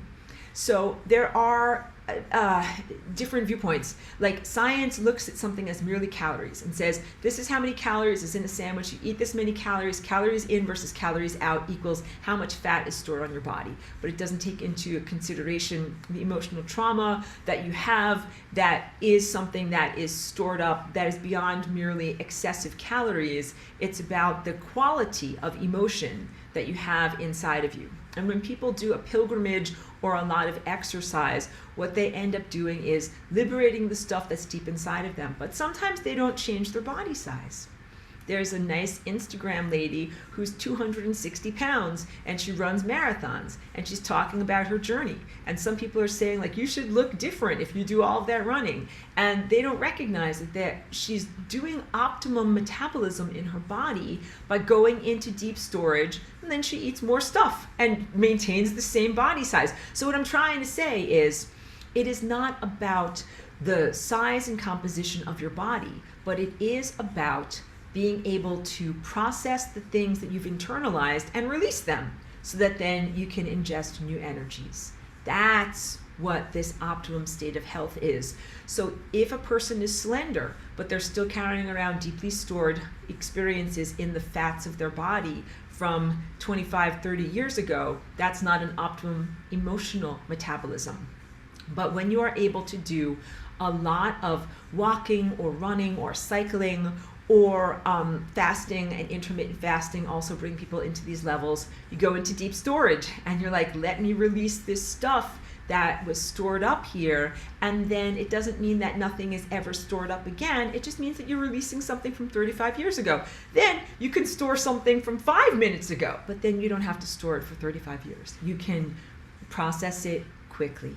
And this is what it is to have a fast emotional metabolism. And when you are in your optimum state of consciousness, with your crown fully connected to the sun and the stars, you process things instantly. And here's an example of what it's like when you process something instantly. You respond in the moment to the unpleasantness or injury or trauma that you're experiencing. So many people have had this. When you go to a party or some social gathering and someone says something that's like a rude remark and it hurts your feelings, but you don't say anything in the moment. And then you're walking home from the party and you're like, your shoulders are down and you're feeling so crappy. And you're like, I should have said this. Or maybe the next day you're thinking about it and you're like, I should have said this. Or maybe 10 years later, you're like, I should have said this. But you didn't have those words in the moment. That's called having a slow emotional metabolism. And you have to just love yourself. But as you do more inner work, meditation and mindfulness and everything that speeds up your chakras and kind of clears out those occupiers from the membrane of death, you get a fast metabolism. And maybe that means when you go home for Thanksgiving dinner and somebody says something crude to you about your Thanksgiving sweater that they don't like, or whatever, any criticism that they say of you, instead of going home and thinking about it and internalizing it and then feeling bad and feeling sad, if you say something in the moment and you're able to respond, and that then you have short-circuiting, that you deal with it. You deal with it in the moment. So it's not an avoidance. It's not a denial. That jerk said that mean thing. But you can turn to them and be like, hey, you're acting like a jerk to me. Stop saying mean things to me. And if you say that in the moment, everything changes. But it's just that not everybody has that capacitation at all times to respond in the moment. Sometimes people find themselves frozen, or the words don't come, or they're just shocked. They don't even know how to respond, to a slap in the face. And then it takes time to be able to say, oh, this is what I really should have said or how I should have responded. So the capacity to respond in the moment is a direct connection to how fast you're emotionally processing, how fast you're energetically processing, your emotional metabolism. So you can be 100 pounds or you can be 260 pounds. What matters is how fast is your emotional metabolism. How quickly are you able to process something? Usually we don't have to process things that are fun, happy things. Like I went to the park with my dog. I had a great day and I ate ice cream. Like I don't really have to process that. That was all good stuff. But if somebody says something mean and cruel to me and they're like, I hate you on every level, then like I'm taken aback. I have to kind of process that. And then I have to find some effective response to it, and kind of, because it's an injury that happens to the body. I have so much more in my notes, but I want to read a little bit more of what was said over here. No, I didn't miss too much. Okay, good. No, I didn't miss too much. Wait, so let me check out my notes to make sure that I'm getting to this, because look, all the stuff that I'm talking about right now in this very, very circuitous conversation totally relates to the ongoing moment of planetary ascension that you're experiencing. The reason why you are ascending is after millennia of stored trauma of your whole entire planet, of your whole entire species. You have not just a mean comment that someone said to you at one Thanksgiving dinner that you have to process. You don't have just one black diaspora that you have to process. You have to process the whole entire degradation of your species, going from being immortal great ones into being vulnerable mortals, and all of the death and all of the degradation that you've experienced. You have to process the boundary violation of a whole planet and of all DNA everywhere. And so why has this planet been violated? Essentially, Earth is a manifestation machine, for lack of a better word, a manifestation apparatus, a reality creation apparatus. And the thing that came here to our world and destabilized the chakra system and made this a non-pristine environment wanted very much to take over and hijack and influence the capacity of this planet to create realities. and I said it very well in the teaching from 10 years ago, that our planet isn't just beautiful eye candy, although it's that. When you look at the sunsets and the flowers and insects and, you know, everything, blades of grass and complexities of sand on the ocean, all of that is beautiful in the aesthetics. But also our planet serves a purpose in being a reality generation and creation and sustaining organism. And same thing with you as an occupant and cohabitant of this planet, that you are more than just aesthetically pleasing and aesthetically beautiful, but that your life serves a function and your consciousness serves a function in generating and creating reality. The original hacking of the human body system and diminishment of you to the point that you need to eat physical food and can't get all of your sustenance directly from the sun has everything to do with cutting you off from the sun, distancing you from the rapport that you have and the reality creation back and forth that you have as musicians, so that then there could be different negative thoughts and emotions implanted in you that then would be perpetrated or proliferated into reality in every single way. Not only diminishment of you as a person and as an individual, but a diminishment of your solar stellar connection, diminishment of the purity of what you emanate into the world, and a diminishment of your empowerment. So in the teaching from 10 years ago, I talk about how humanity was quarantined and kind of like cut off from the rest of galactic sophisticated civilization because of your tendency to now emit fear and trauma. But I don't want that to be misinterpreted as like you're somehow unworthy, or they're having a wonderful party but you're not invited because you're a rape victim or something like that. Like, that is not what I'm trying to say. And also, humanity has leveled up a huge amount in the past 20 years that I've been here, you know, in your world as Aurora, that, you know, humanity has gained this, you're worthy is not the word,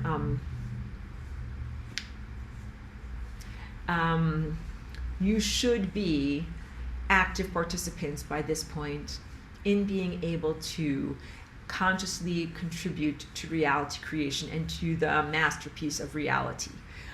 So one of the fears when people have been through a trauma, and then you're like, oh no, like now I'm going to go into a world that's a world of pure imagination, or a world where you instantly imagine what's your dreams, you manifest your dreams. The end of the movie Ghostbusters, where there's a magic spell, and whatever you think in your mind is what you're going to manifest. And he says, whatever you do, don't think of the Stay Puft Marshmallow Man. And he, of course, he thinks the Stay Puft Marshmallow Man, and then there's a big giant monster there, okay? Everybody's afraid of that.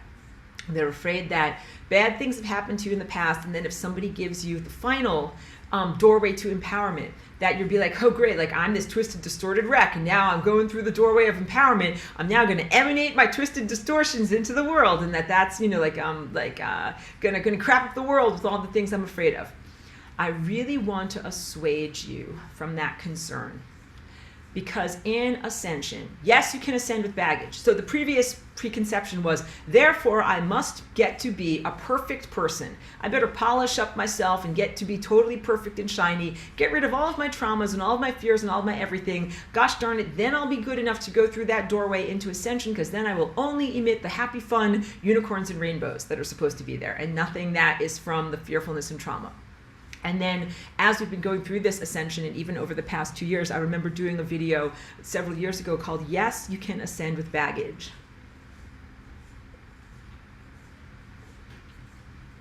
And what I'm trying to get across is the idea that ascension is not like a doorway to the VIP lounge and you only get to go there if you're looking perfect and if you don't have any trauma and nothing bad has ever happened to you. Because that would be like a very defeatist thing. Because if one bad thing happens to you, and then you're not worthy of going into ascension. And this speaks to the religious trauma that a lot of humans have, the programming of you're not good enough to get into heaven. Because again, like the fall from grace, but he didn't fall, he was pushed. So humanity was degraded, and they told you that you fell, and they told you that you're sinners, and they told you that you better work hard and get yourself fixed up and better, and then you'll be ready to go into heaven. And so if I then tell you through that lens of religious trauma and misprogramming and misexpectations that humanity and Earth was cut off from the rest of the galaxy and from the active participation in reality creation as a result of the trauma that you experienced at the fall he was pushed of Atlantis, then you're going to say, it's because we're not good enough and we better make ourselves good enough, and then we're good enough to be a part of galactic society. And I'm like, no, none of this is about being good enough. Because if you have trauma, like your bad dreams are about being chased by scary clowns or whatever it is, your version of scary clowns, and then you go through ascension, you're not just going to envision and manifest more scary clowns. In fact, what you envision and manifest is the solution and rectification and healing of your fear of scary clowns. So yes, you can ascend with baggage. If bad stuff happened to you or your ancestors or your entire species or your planet, yes, you are still good enough to ascend and to manifest realities and to generate realities with the sun and the stars and the cosmic infrastructure. What you generate is your healing. So you generate circumstances wherein you no longer have to be afraid of scary clowns, or you create the solution as to how to deal with scary clowns. And my best analogy for that is from the Harry Potter movies, when they have a particular spell that is called ridiculous. When this one guy is afraid of spiders and the big giant spider comes out of the closet and he says ridiculous, and all of a sudden the spider is wearing roller skates and it just becomes an object of ridicule and something that you laugh at. Or I think there was a giant scary clown in that one too. Or whatever is the thing that you're afraid of becomes something that is no longer a big giant scary monster, but is something that is small and laughable. So that's the best analogy that I have, but it's just, a loose analogy. What really happens is, like in homeopathy, the type of healing that occurs when you are presented with a tiny amount of the irritant that caused a biological destabilization in your body, and your body takes that tiny amount of the irritant and then is able to produce the neutralization healing for it. So what is happening in your planet right now is the homeopathic response and healing neutralization of the bad stuff that happened to your whole entire world, or is concurrently happening at the fall he was pushed of Atlantis. There's so many parallels. The things that happened then with the creation of a technological artificial Merkaba that was a behavioral control system of the invention of death.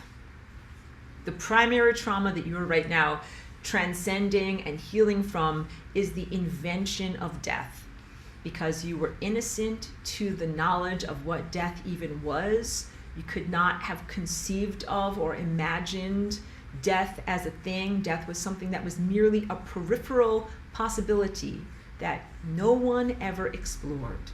And everybody stayed alive eternally and knew that they were God, and then ascended and returned to that divine state of unity consciousness in connection at the point of infinity. And no one ever hit the membrane of death. So the idea of hitting the membrane of death itself is an aberration. The idea of having your whole entire planet invaded and many, many people dying right away is the primary trauma that every single one of us here experienced. And then having your incarnations and your experiences within mortality and a world where anything that you love or become attached to is going to die. The impermanence, which of course, like the Buddhist philosophy, is just kind of like, here's a Band-Aid, don't get attached to things, they won't be here long. That it's not, that's actually, so like that's a, when I say Band-Aid, it is a self-assuaging, a way to make yourself self-comforting, to make yourself feel better in response to something that actually shouldn't be there. It's a Band-Aid because what you should do is get rid of death. You shouldn't have to be like, like seasons come and go. It makes me feel sad, but it's just the way of the world. Like, no, actually, you don't have to do that. But no offense to Buddhists, but I'll equally offend all the major religions. But no, what you should do is you should say death is something that should not actually exist. And then you begin to everything that I'm teaching you about is a complete recalibration of your body form away from the acceptance of death. And then that relates to food.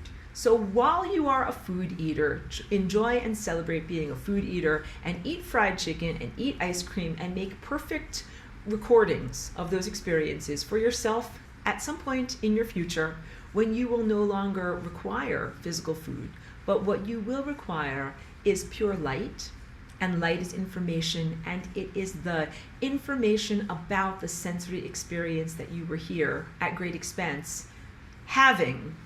So one of the things that I call it is chef of the mind, like when you are in the non-embodied reality and what you're able to do is share with others, mind to mind. So telepathic communication is not just saying to someone like, hi, how are you, like a chat room on the internet.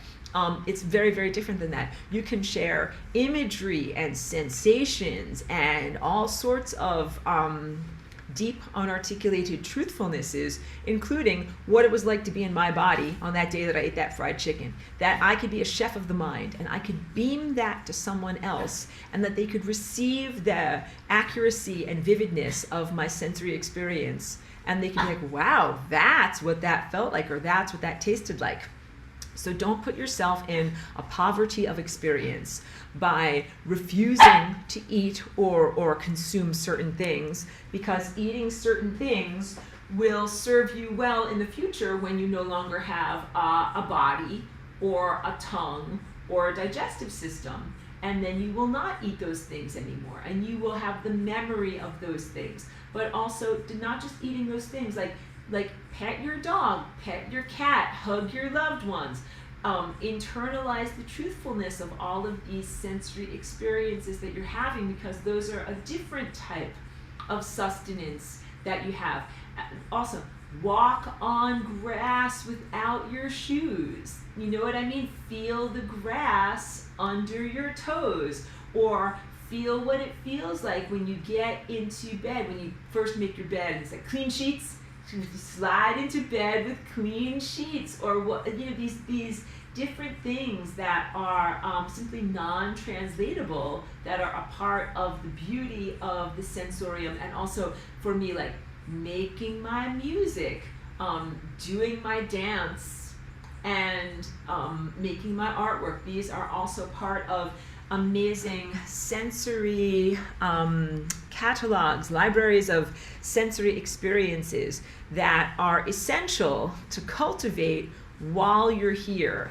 And then when you are in a different state and you have superseded the physical embodiment state, then you still have that catalog of your experiences to draw upon and to sustain you, not only to sustain you, but to sustain others and to share your experiences with others. And then you also get to receive that from others as well. That's chef of the mind. So wait. So that's creating a recording of you in that moment, eating your sandwich or whatever it is you're eating, and being directly broadcast to the sun. The sun and the stars have loaned you that energy. Your body, they've loaned you your sustenance and your consciousness and the calories that are actually in the sandwich. And all of that has come from the sun through plants via chlorophyll and then turned into a physical thing. So plants and photosynthesis are a real miracle in front of your eyes. That is something that I teach about in my Path of Light class, and I was aware of that even 10 years ago. And the idea of photosynthesis miraculously transforming light into matter, and that is a miracle, and that food itself is a miracle, all food coming from photosynthesis. So what I'm doing in this is recontextualizing food from something that is, you're eating death, and then hell exists in your intestines as, you know, small tortured pieces of food, and microbes are destroyed within an acid bath. No, we're recontextualizing this. Food is a miracle. Glucose is a miracle, and your ingestion and cellular respiration of glucose and turning it into the electron transport chain at the level of your mitochondria, so you can actually have energy to make your muscles move and make your neurology have cognitive events, is a miracle. And you have to eat high quality food, because literally your ideas come from your food. So you guys should know by now there's a food-mood connection, because a lot of serotonin is created in your guts, and serotonin is a big uplift chemical. So food and mood connection, and definitely the glyphosate and other chemical contaminants and biological contaminants that create gastric distress reduces your positive feelings. People don't know that depression and anxiety often come from not just starvation, but ingesting incorrect foods or not being able to access the nutrition that is in foods. And that is when people have caloric availability but micronutrient starvation, which is what most people in the United States have right now. Again, not fat shaming anyone, but a lot of people have big body sizes because they're eating large amounts of food that has small amounts of nutrition in it, and the small amounts of nutrition that's in it is not actually feeding the body. So you can be literally in a starvation response because you're not getting micronutrients even while there are the presence of calories. That is the definition of fast food and processed food. So how to supersede this? You need to heal the lining of your gut, heal your microbiome, and eat foods that contain the micronutrients that you need. That it's kind of like failure to thrive. When infants have failure to thrive, like you're giving them milk and formula, but they're not putting on body weight and growing because it's just sitting inside of them like this inert substance. So love in your body really is the expression of your body being, your intestines being able to absorb the light that is in your food. So a huge amount of healing needs to go on in your the membrane that is your intestines to be able to absorb that food, and also eating in a positive life circumstance. You actually shouldn't eat alone. So I know I eat with flowers or my dog as my companions, but we are social animals, and we are supposed to eat with others, have positive conversations while we are eating, and feel socially supported and sustained. Now, I used today the example of Thanksgiving dinner. That's for a lot of people not being sustained. For a lot of people, they return to their family heritage, have Thanksgiving dinner, and everybody criticizes everybody. Everybody's talking about how you're no good, and you never call, and that sweater is ugly, and you're too fat, and you're too this, and you're too that. And that's the antithesis of what eating should be. Things are different in Japan. Like in Japan, no one eats alone, to the fact that they have like video screens that look like another person. If you don't have a person to eat with, like you put on the video screen of another person so that you feel like there's someone there. So positive socializing. Positive socializing when you are eating and ingesting your nutrients. And then the idea that food is where you get your ideas from. So at a certain point, you will have a data stream that goes directly into your third eye, and of course inward from your crown, connected to the sun and the stars. That is what will sustain you fully. That's where you get your ideas from, and the way to keep your your way to keep yourself coherent and have longevity in your experience. But for right now, when you eat physical food, your ideas come from your food. And if you eat genetically modified, highly processed food with zero light in it, you will have very, very few real, nourishing, sustaining ideas coming into you. And your ideas coming into you from places like the propaganda news or negative stories or negative socializing, that when that comes into humans, then that is going to be externalized as a negative or nightmarish reality. So it's not just that you have trauma about clowns chasing you, and then you're afraid of manifesting clowns in your reality when you ascend. What also is a real diminishment of your quality of your ascension is eating crap food that puts and eating crap ideas, which is a lot of pop culture, that then puts crap into you, that then when the time comes to manifest, that's all you have to draw upon internally. So it's really, really essential to ingest positive food that is full of light, and to do it in a socially positive environment, but also ingest ideas that are positive ideas.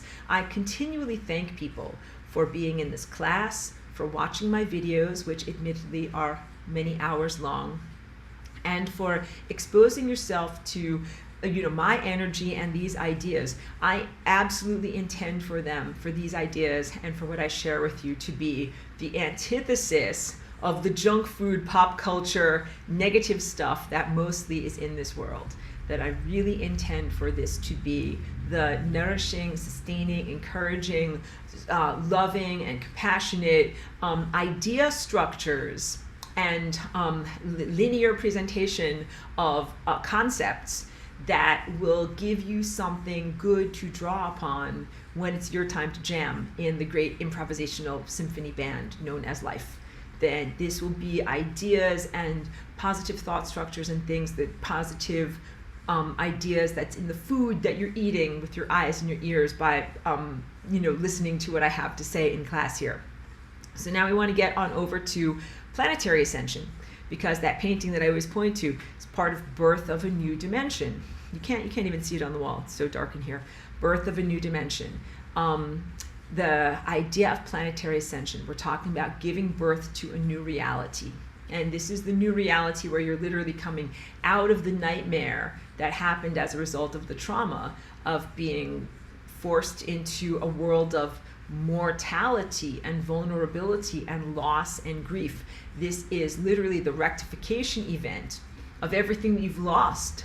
And part of what you have to have responded to is that in the trauma is this sense of like, how could that have happened?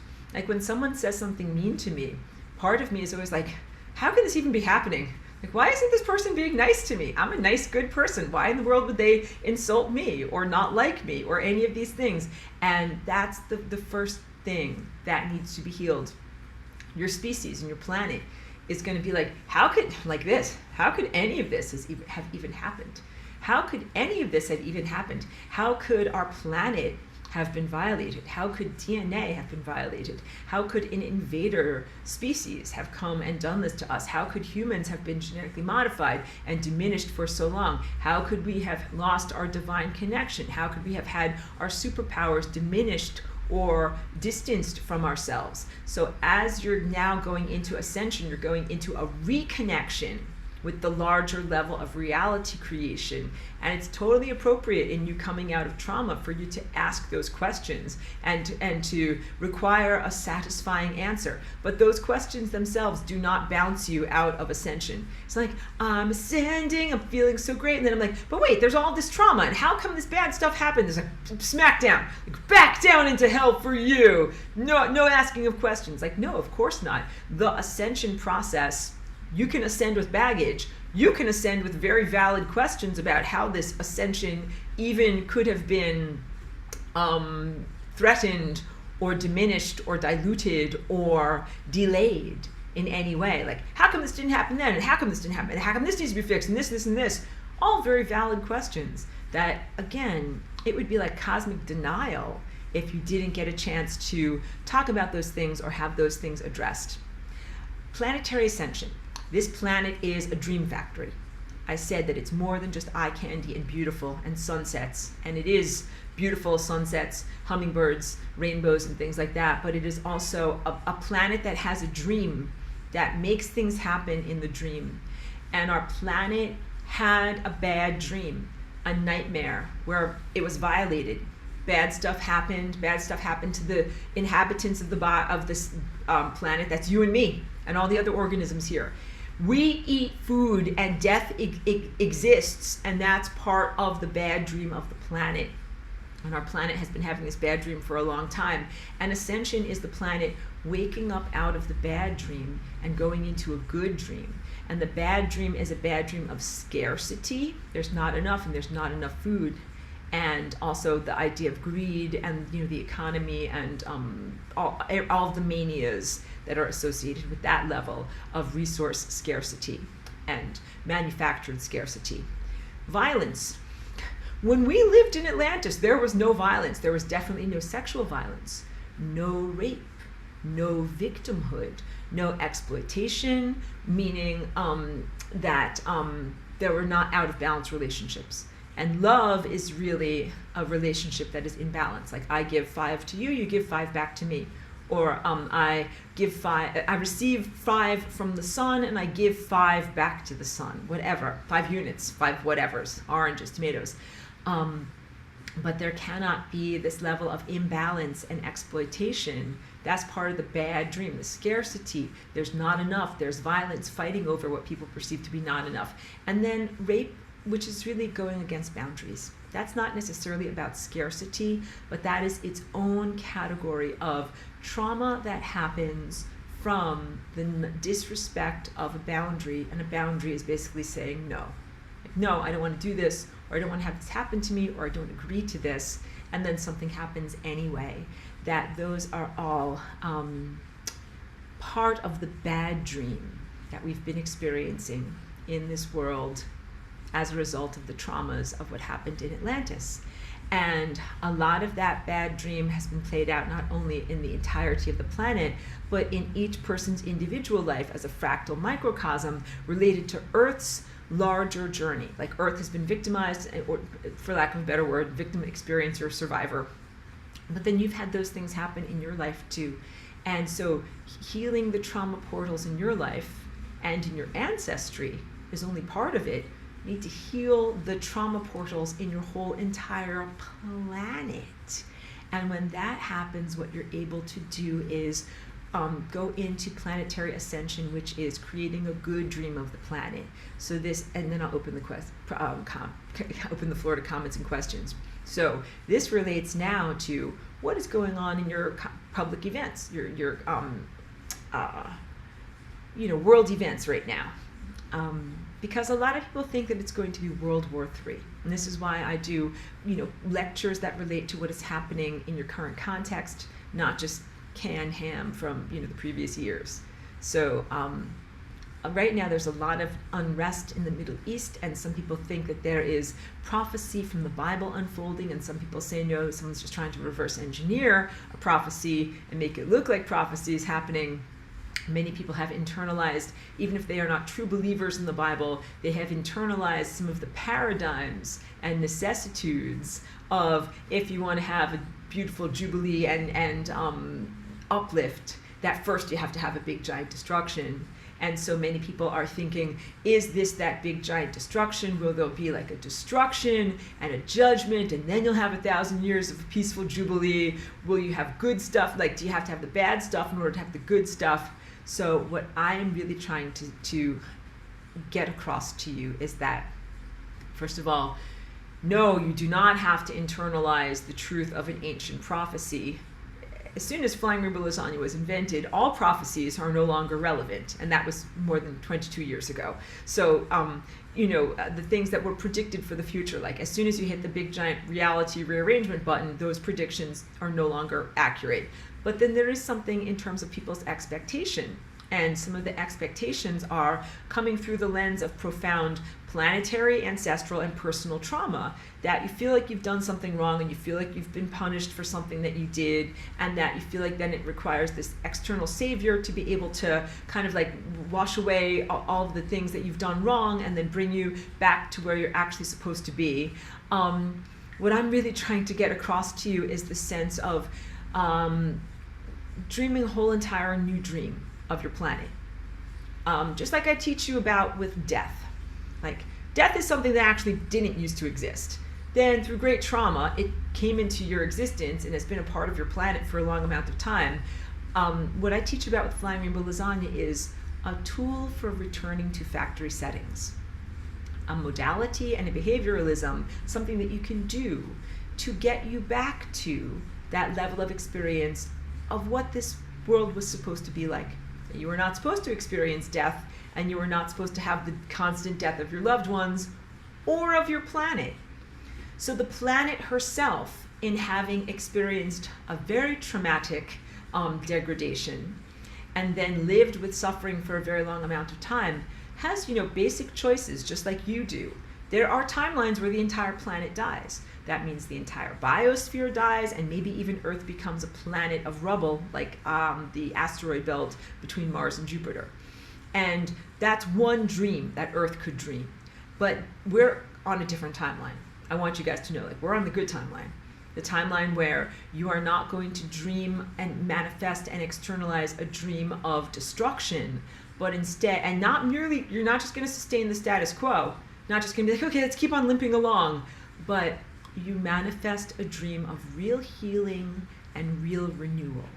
and you have the real conversations, and you're able to genuinely examine the stuff that went wrong, so you don't just have a big giant carpet that you sweep everything under the carpet of denial and just like, la la la, let's pretend it all this. No, not spiritual bypassing. You're not going to go into a world where it's like, that was a bunch of bad crap. Okay, put our fingers in our ears. La, la, la, let's all be ascended now. Because that's not real healing. You have to be able to remember the bad stuff, but also have it not define your existence, and to be able to release attachments and identity from the bad stuff to be able to move into a positive and empowered, expanded reality. That is everything that I talk about when I say that becoming an ascended master is moving away from the periphery and the definitions of self that are whom you're not, and embracing the characteristics and event structures and behavioral structures and responses of who you really are. And in your body, when you achieve levels of ascension, it is very much about moving away from the definitions of, on a cellular and biomechanical level, whom you're not, and then moving towards whom you are. You are not diseased.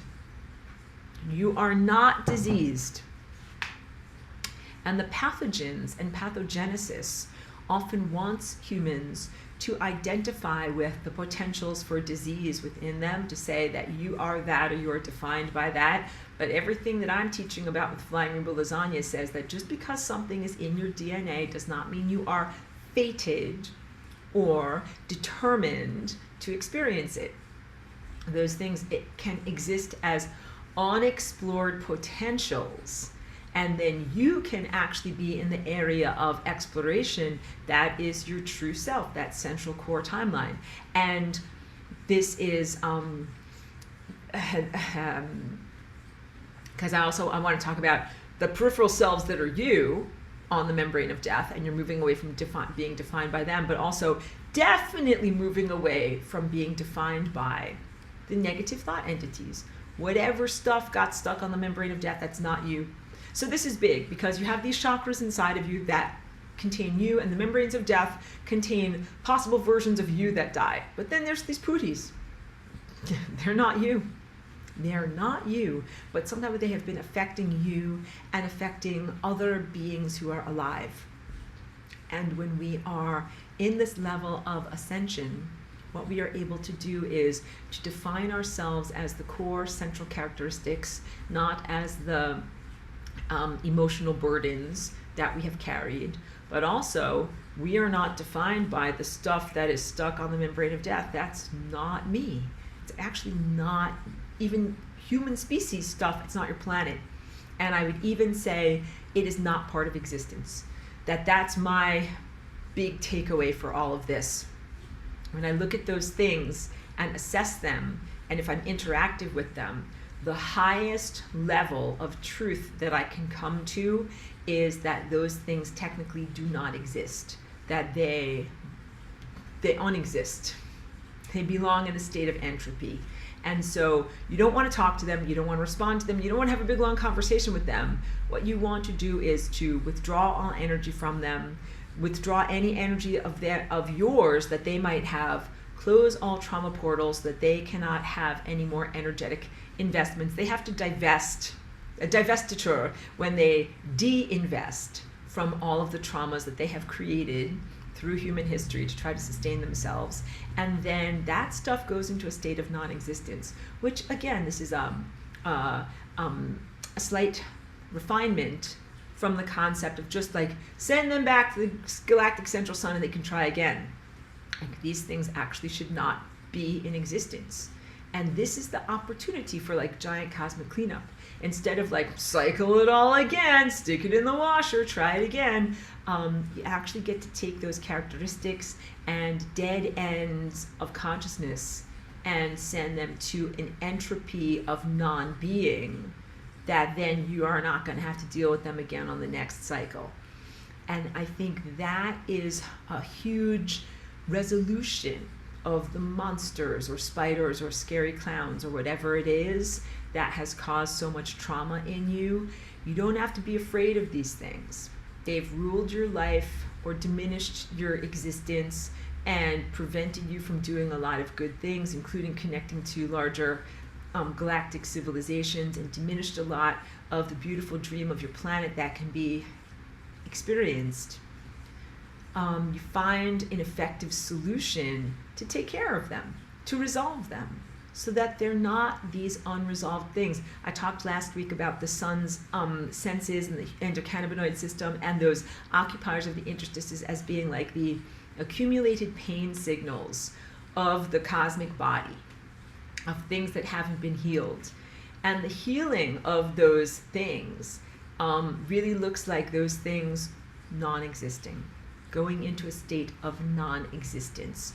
And then they do not need to feed off of the living in order to sustain themselves, but also you don't have to worry about them popping up again. Because I think that's the real trauma of the scary clowns. You're like, oh, we finally got rid of that scary clown circus. Now we can really start to live. And then you turn around and it's like, oh, the scary clowns are back again.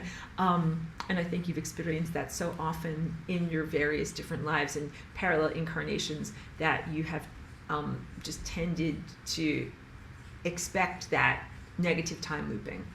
What is special and unique about this time is that you can actually set those things to rest. They can actually go to entropy. They can actually get resolved. They don't get swept under the cosmic carpet. You can remember them without reinvigorating them. You can be like, yep, I remember the Stay Puft Marshmallow Man, but I'm not going to make him manifest again as a big, giant, scary, mean monster. That's important, because otherwise, you know what would happen? He'd be like, I'm ascending, I'm feeling so great. I'm ascending. But remember that bad thing that happened, all of a sudden, the evil monster is back again. We don't want that, because then that's a re-traumatization. In every horror movie, there's that moment where you're like, we're safe. We're finally safe. Let's hug and kiss. There's the monster again. This is the time when you get to actually resolve the monster so that it's not constantly popping up again, and you can have the real healing and the real sense of comfort at being resolved and not having to be concerned. You know, in ancient Atlantis also, we didn't have fear. I don't know if you can even imagine what it's like to live without fear. But one of the aspects of our lives is, or was, that of course you can see and anticipate everything.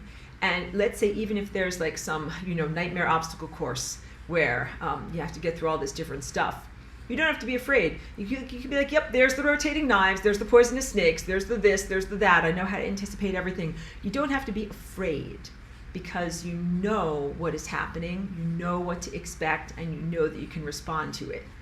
It's very, very different than flying blind and being in the experiences that you've been in, the quality of experience up until this point, where fear and anxiety and concern have just been like pretty much the definition at the foundation of what it is to be a human, is fear, anxiety, and concern. That's actually not you. That's actually peripheral stuff. That is not the real you. The real you is who you are when you're actually not in fear.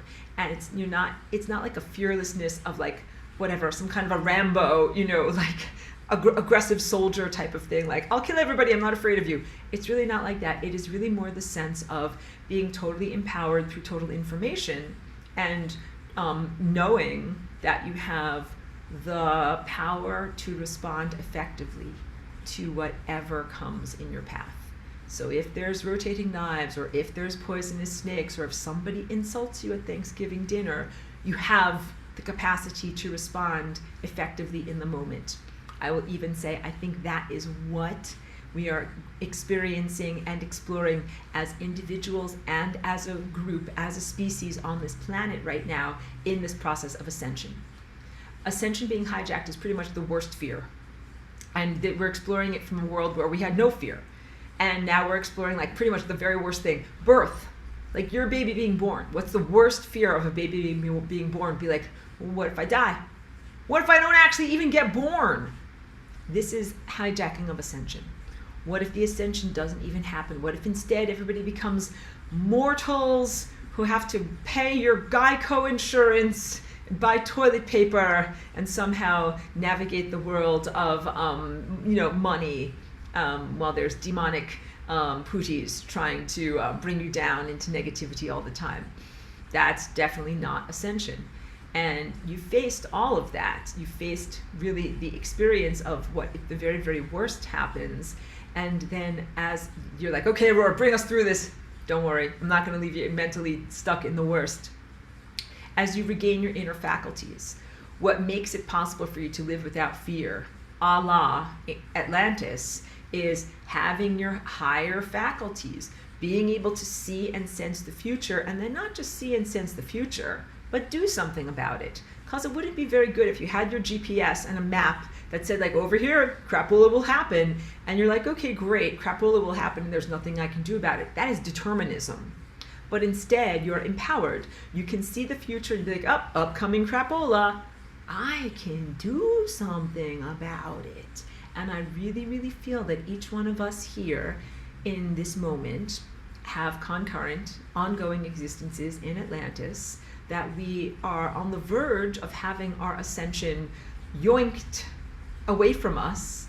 And instead, what we are doing is finding the empowerment and the correct response to our very worst fear and being born, being elevated, going into the positive dream state of what it actually is to do this successfully, and not a total destruction. That's why I say ancient concurrent Atlantis. From your perspective, you say this destruction already happened. I see this destruction is imminent, but not necessary.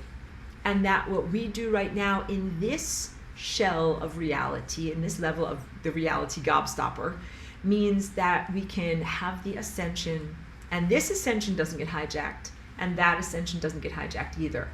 This ascension is like the monster's back again. It's trying to implant nano wetware and control people through millimeter waves and diminish human divine connection and also diminish human willpower. These things all happened or are happening in ancient concurrent Atlantis. And your response is not the response of disempowerment or of complicity. You're not going to just join the Borg. That doesn't work. That's not how you ascend as a result of this. The response is to find the inner empowerment, so that not only does you fight against it effectively, you triumph in this layer of reality, but it never happens again. None of that is part of my notes from before, but I add that for now. Read the notes. They're totally worth it. Really, really, my grammar is very terrible. My spelling is very terrible.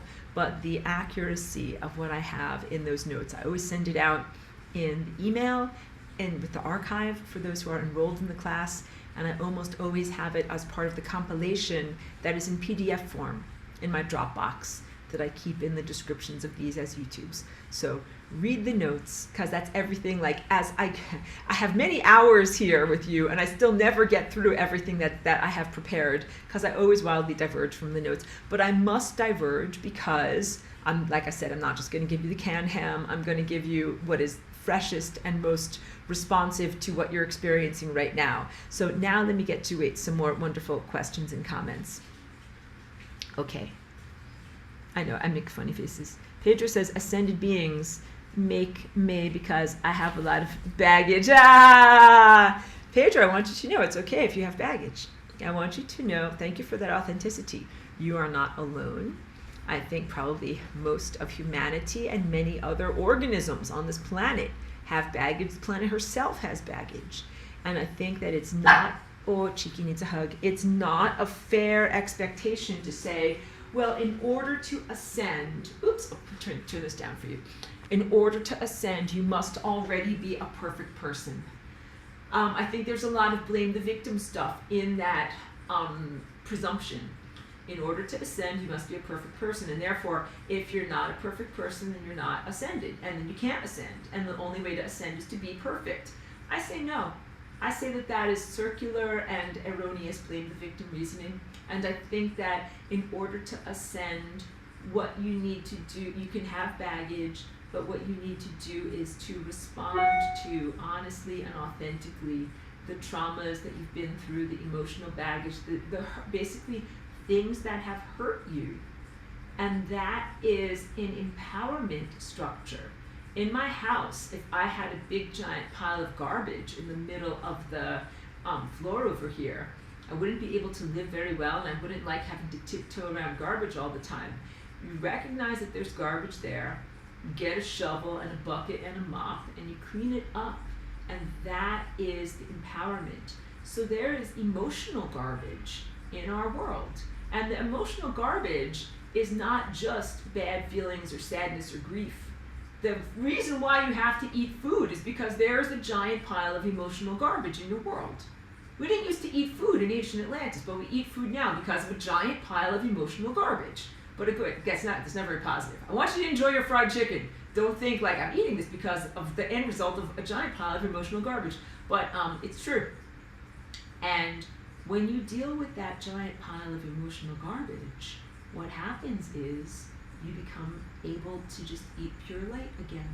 And that's not just you as one lone individual. As you know, I've talked about some different saints and yogis that have become able to be light eaters or breatharians. But I'm really talking about healing your whole entire society, because you're connected to all DNA, all experiencers, and if one guy becomes a light eater, that's great, but everyone else is still mashing up potatoes with their mouth crystals. Like everyone else is still doing the traditional way of doing it. It doesn't end the the cycle. It doesn't end the trauma factory. It just means that you're not participating in it. So we don't just want to have freedom for one prisoner. We don't just want to have one guy gets out of jail. We really want to dismantle the entirety of the imprisonment system. And to me, again, that doesn't look like a dissolution of your chakras and a denial of the chakra system itself. That's not what I mean when I say dismantle the entire prison. I mean, like, we have to clear out the interstices that are in the chakras. We have to clear out any place where these unresolved emotional tendencies can even be, and then the chakra system can function in the way that it was intended to function. So if you have baggage, you can still become a part of greater reality, and what happens is you manifest your healing. And you manifest your healing not only for you, but for all of the organisms and all of the lights, I said, but I meant to say lives. Everything that you're connected to gets healed, and it is mutual and reciprocal. And then that becomes a very, very worthy activity for your entire planet. And if you wonder, like, Aurora, why is this ascension taking so long? Tick-tock, why is this ascension taking so long? It's because it's a big, giant pile of emotional garbage that needs to be fixed and healed up. And it's beyond even just one particular person's life or ancestry lineage. It's big stuff. Joyce, thank you for being here. It's always good to see you in class. Says, I have no intention in death. I will ascend. I really thank you for that. I thank you for that clarity. And you're amazing. And I'm very pleased to be connected with people who are so very clear about their intention to align with the opportunity to ascend. In my experience of being here as Aurora, I'm continually, I do the flying rainbow lasagna, and I offer to people on a genetic level the opportunity, like, you don't have to die. And I do that as a non-spoken conversation whenever I talk with someone. Like, I might meet someone in the park and I'm talking with them about anything, the shape of clouds, what the weather's going to be like tomorrow. But my DNA is talking to them. And my DNA says to them stuff like, hey, you don't actually have to grow old and die. And some of them are kind of like don't take away my traumas. Like, I'm going to grow old and die. But some people are like, wow, like, I don't have to grow old and die. I'm aligning with that. They instantly click into that position. And that's even before I have a whole conversation and tell them about what flying rainbow lasagna is. There's something very amazing in terms of your personality characteristics of some proportion of the humans and animals that are here are like you, Joyce. They simply have recognized that there's another flavor of ice cream other than the death, mortality flavor of ice cream, and that as soon as you find that out, expand and go in a different and better direction. And that is so pleasing and gratifying to me, because that's what I come here and I offer a different flavor of ice cream. I'm like, you don't have to eat the death ice cream, you can eat the ascension ice cream. But I don't make people make a choice one way or another. But I'm so happy when people choose the Ascension ice cream as opposed to the death ice cream.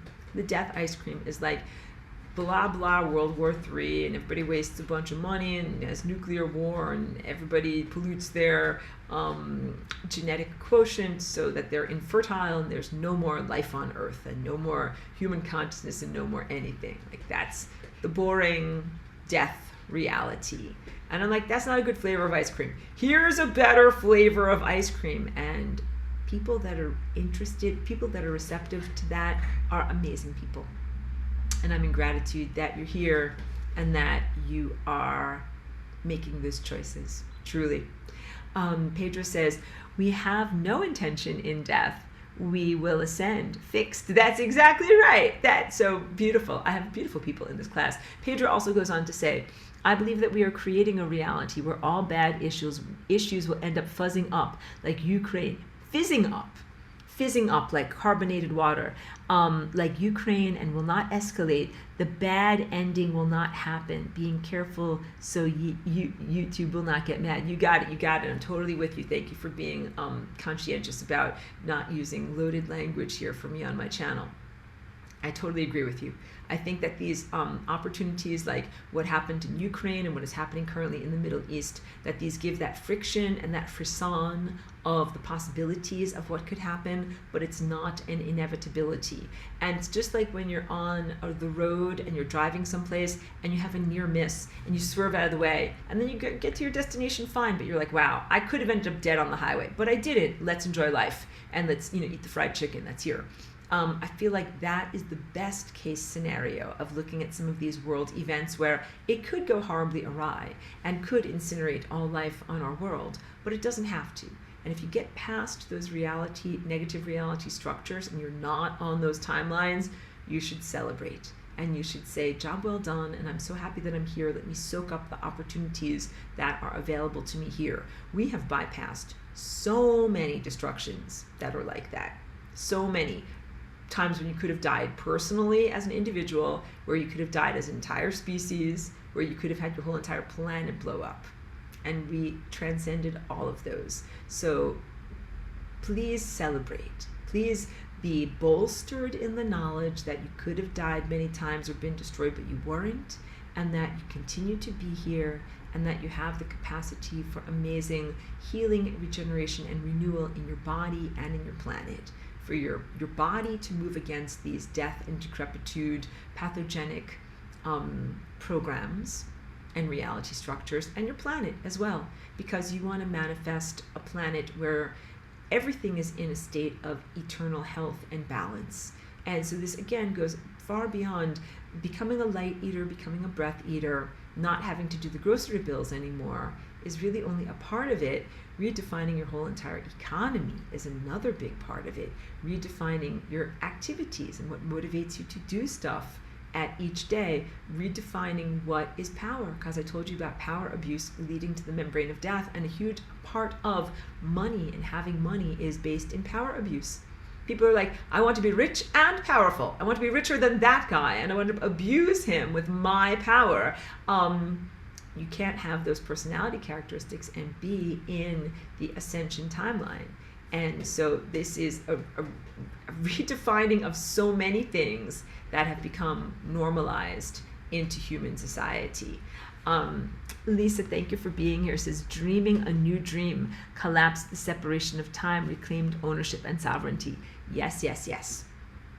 And thank you for being here. And I know you do a lot of work on like visualizing, manifesting, and dreaming. When we start to think of this as dreaming a new dream, then I hope that that is an empowerment tool, because it's not based in physical, like how many dollars you have or how many potatoes you have or any of those things. Your capacity to dream is an ephemeral capacity. It's intangible. And when you're able to envision a better and different future. And so I'm inviting everyone, you don't have to envision a world that is based on the end of the Bible, in the book of Revelation. You don't have to expect the word for word literal fulfillment of that prophecy, which includes an enormous amount of suffering to come. Like, you haven't had enough suffering yet, have more suffering, then you have a brief 1,000 years of golden age, and then more suffering, then eventual eternal bliss. I don't think that is necessary. You can write a better story. You can write a better dream. The planet can write a better dream. And when you dream a better dream, it's also not necessarily arbitrary, like, a cupcake, a unicorn, a penguin, nothing is connected, like the non sequiturs of dreams. You can dream a better dream that's airtight, that has causality structures, that has logic, where things make sense, where things are fair, and where things resolve into a much more comfortable format. I'm just looking at my dog. She's going over to the door, and I do need to take her out soon. But let me get through the rest of these questions. Pedro says, maybe it helps if we imagine the putis are not newspapers trying to convince us the bad things are coming. They are instead salespersons showing us a catalog, and we just reject the bad things and choose the good ones. Totally. Beautiful analogy. You have a gift for analogies like that. So I definitely think that these putis are negative salespeople that are trying to sell to us our fears, anxieties, concerns, and the very, very worst nightmares. And a lot of people are afraid of that. They're afraid of zombie apocalypse realities, Mad Max Beyond Thunderdome, death of everyone that you love, and rivers of blood, and that those are possibilities, but you don't have to be buying. You'd be like, no, those look like terrible TV dinners. I don't want to eat any of them. I would far prefer to eat something much more nutritious. And if there's something that's not even on the menu, you know what you get to do? You get to Flying Rainbow Lasagna, which is literally to generate a new recipe, co-create a new recipe with the giant creator, and be able to make something much more palatable. Adam says, Ascension is not a single note, but a massive harmonic chord. Totally. I want to turn on my piano and play. Totally. That is so big to recognize that. And when you recognize that, then you also see the profundity of it, the synchronization of your life and your personal transcendent moment synchronized with all of these other organisms, beings, everything culminating into a huge moment of resolution, the aha moment. That moment is going to be amazing and very, very well worth it for the nightmares and difficulties that you have slogged through in the swamps of despair, and making it to this time when you're like really a miracle. You experience a miracle in your own life, and also everyone else is experiencing this miracle too. And so a big part of this, when I'm critical in terms of Christian doctrine, is the sense of miracles for me, but hell for you, right? Hooray, I made it to heaven, miracles! And like stars are falling on me, but then hell for you. Because I don't think that that's positive. I think that what we really need is to have a resolution of miracles for me, miracles for all of you, and actually doing something with these emotional trauma residues and fatty deposits that are these demonic investment bankers on the membrane of death.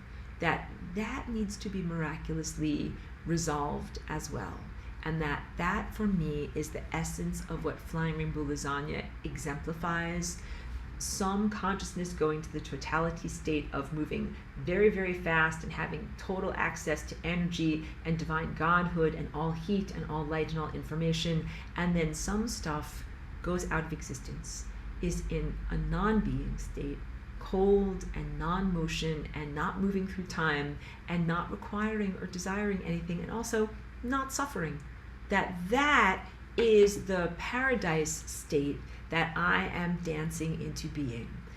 Pedro says, love the lasagna. Thank you as always for that. And says, we are creating the best tasting lasagna ever. Don't give up. I love it. Exactly. That is everything that I'm trying to get across to you guys. Please don't give up, especially having slogged through so much. When you've been through many violations and many nightmares, there is the tendency to be just emotionally exhausted and kind of depleted, and to just experience like, okay, like what's next? Blah, blah, blah. And I'm like I'm here in order to give a lot of encouragement. And like when you're at mile 23 on the marathon of 26 miles, be like, you guys need Gatorade. You got to keep going. Please keep going, because you are literally at this culmination moment. So you don't have to have a death of your society in order to create a completely better reality structure. You don't have to have your planet explode. You don't have to have your whole entire society explode. You don't have to have whatever, the sun explode. but you do get to selectively demolish certain things that you don't want to be moving forward with you into reality. Christina Maria says, and thank you for being here, says, thank you so much for another incredibly riveting lecture. So much to think about for another week. Much love. Love back to you. Thank you for that. Thank you for being open to my ideas. Thank you. I'm putting good food with nutrients into your guys' minds, not junk food. I really truly hope that you will think about what I've shared with you today and internalize it, and that it will be part of what nourishes you and what you draw upon moving forward. You guys, I know when you reach that moment of ascension, you'll be like, wait, I remember this from Aurora's videos. I'm like, yes, that is why I do and did and continue to do these videos, that it creates that you have an energy bank to draw upon in the moments when you need it, that you will be able to create something wonderful. So I've been talking about a lot of movies and been a little bit lighthearted in this sharing. There's that movie, The Never-Ending Story. That's where I talk about the swamps of despair. And in the end, the nothing takes over almost everything, and then there's only one grain of sand left. But they've got it. And then the kid has to make a wish and make new stuff. And that is what I'm talking about. You'll be faced with this moment of ascension where it's like, you now get to generate the next level of reality. Envision good stuff. You don't have to envision the scary clowns and the negative time repercussions and all of the harmful time loops that you've been through over many multiple concurrent, ongoing life experiences in various different places. You envision the resolution of that. This healing goes all the way back to Atlantis and really the genesis of life in this world, and extends forward into what is the potential from your future. You're not going to go into extinction. You're going to have a potential to create a whole world radiating outward from this moment, and you get to make really, really great choices about what it's going to look like. So I think that might be a good note for me to end on, because Chiki was going over to the door and something might need to happen for her. Marie says, that is why I'm here. I need and accept your help and so much appreciate you. You are so welcome. And thank you for doing your lasagna dance. And we can talk more about the particular challenges.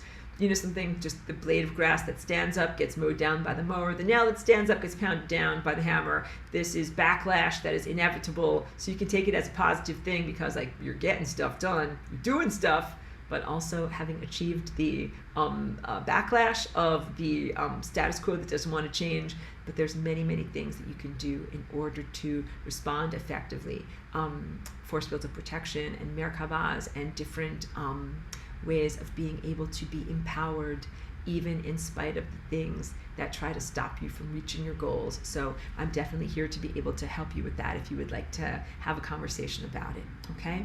So I think I'm going to say thank you for right now. I'm going to take Chiki for a little walk before the sun goes down, and I profoundly thank you guys. I thank you to the people that are here at the time when I'm able to record these videos, and for those who catch the archive, thank you for eating the positive, nourishing food and not the junk food of fear.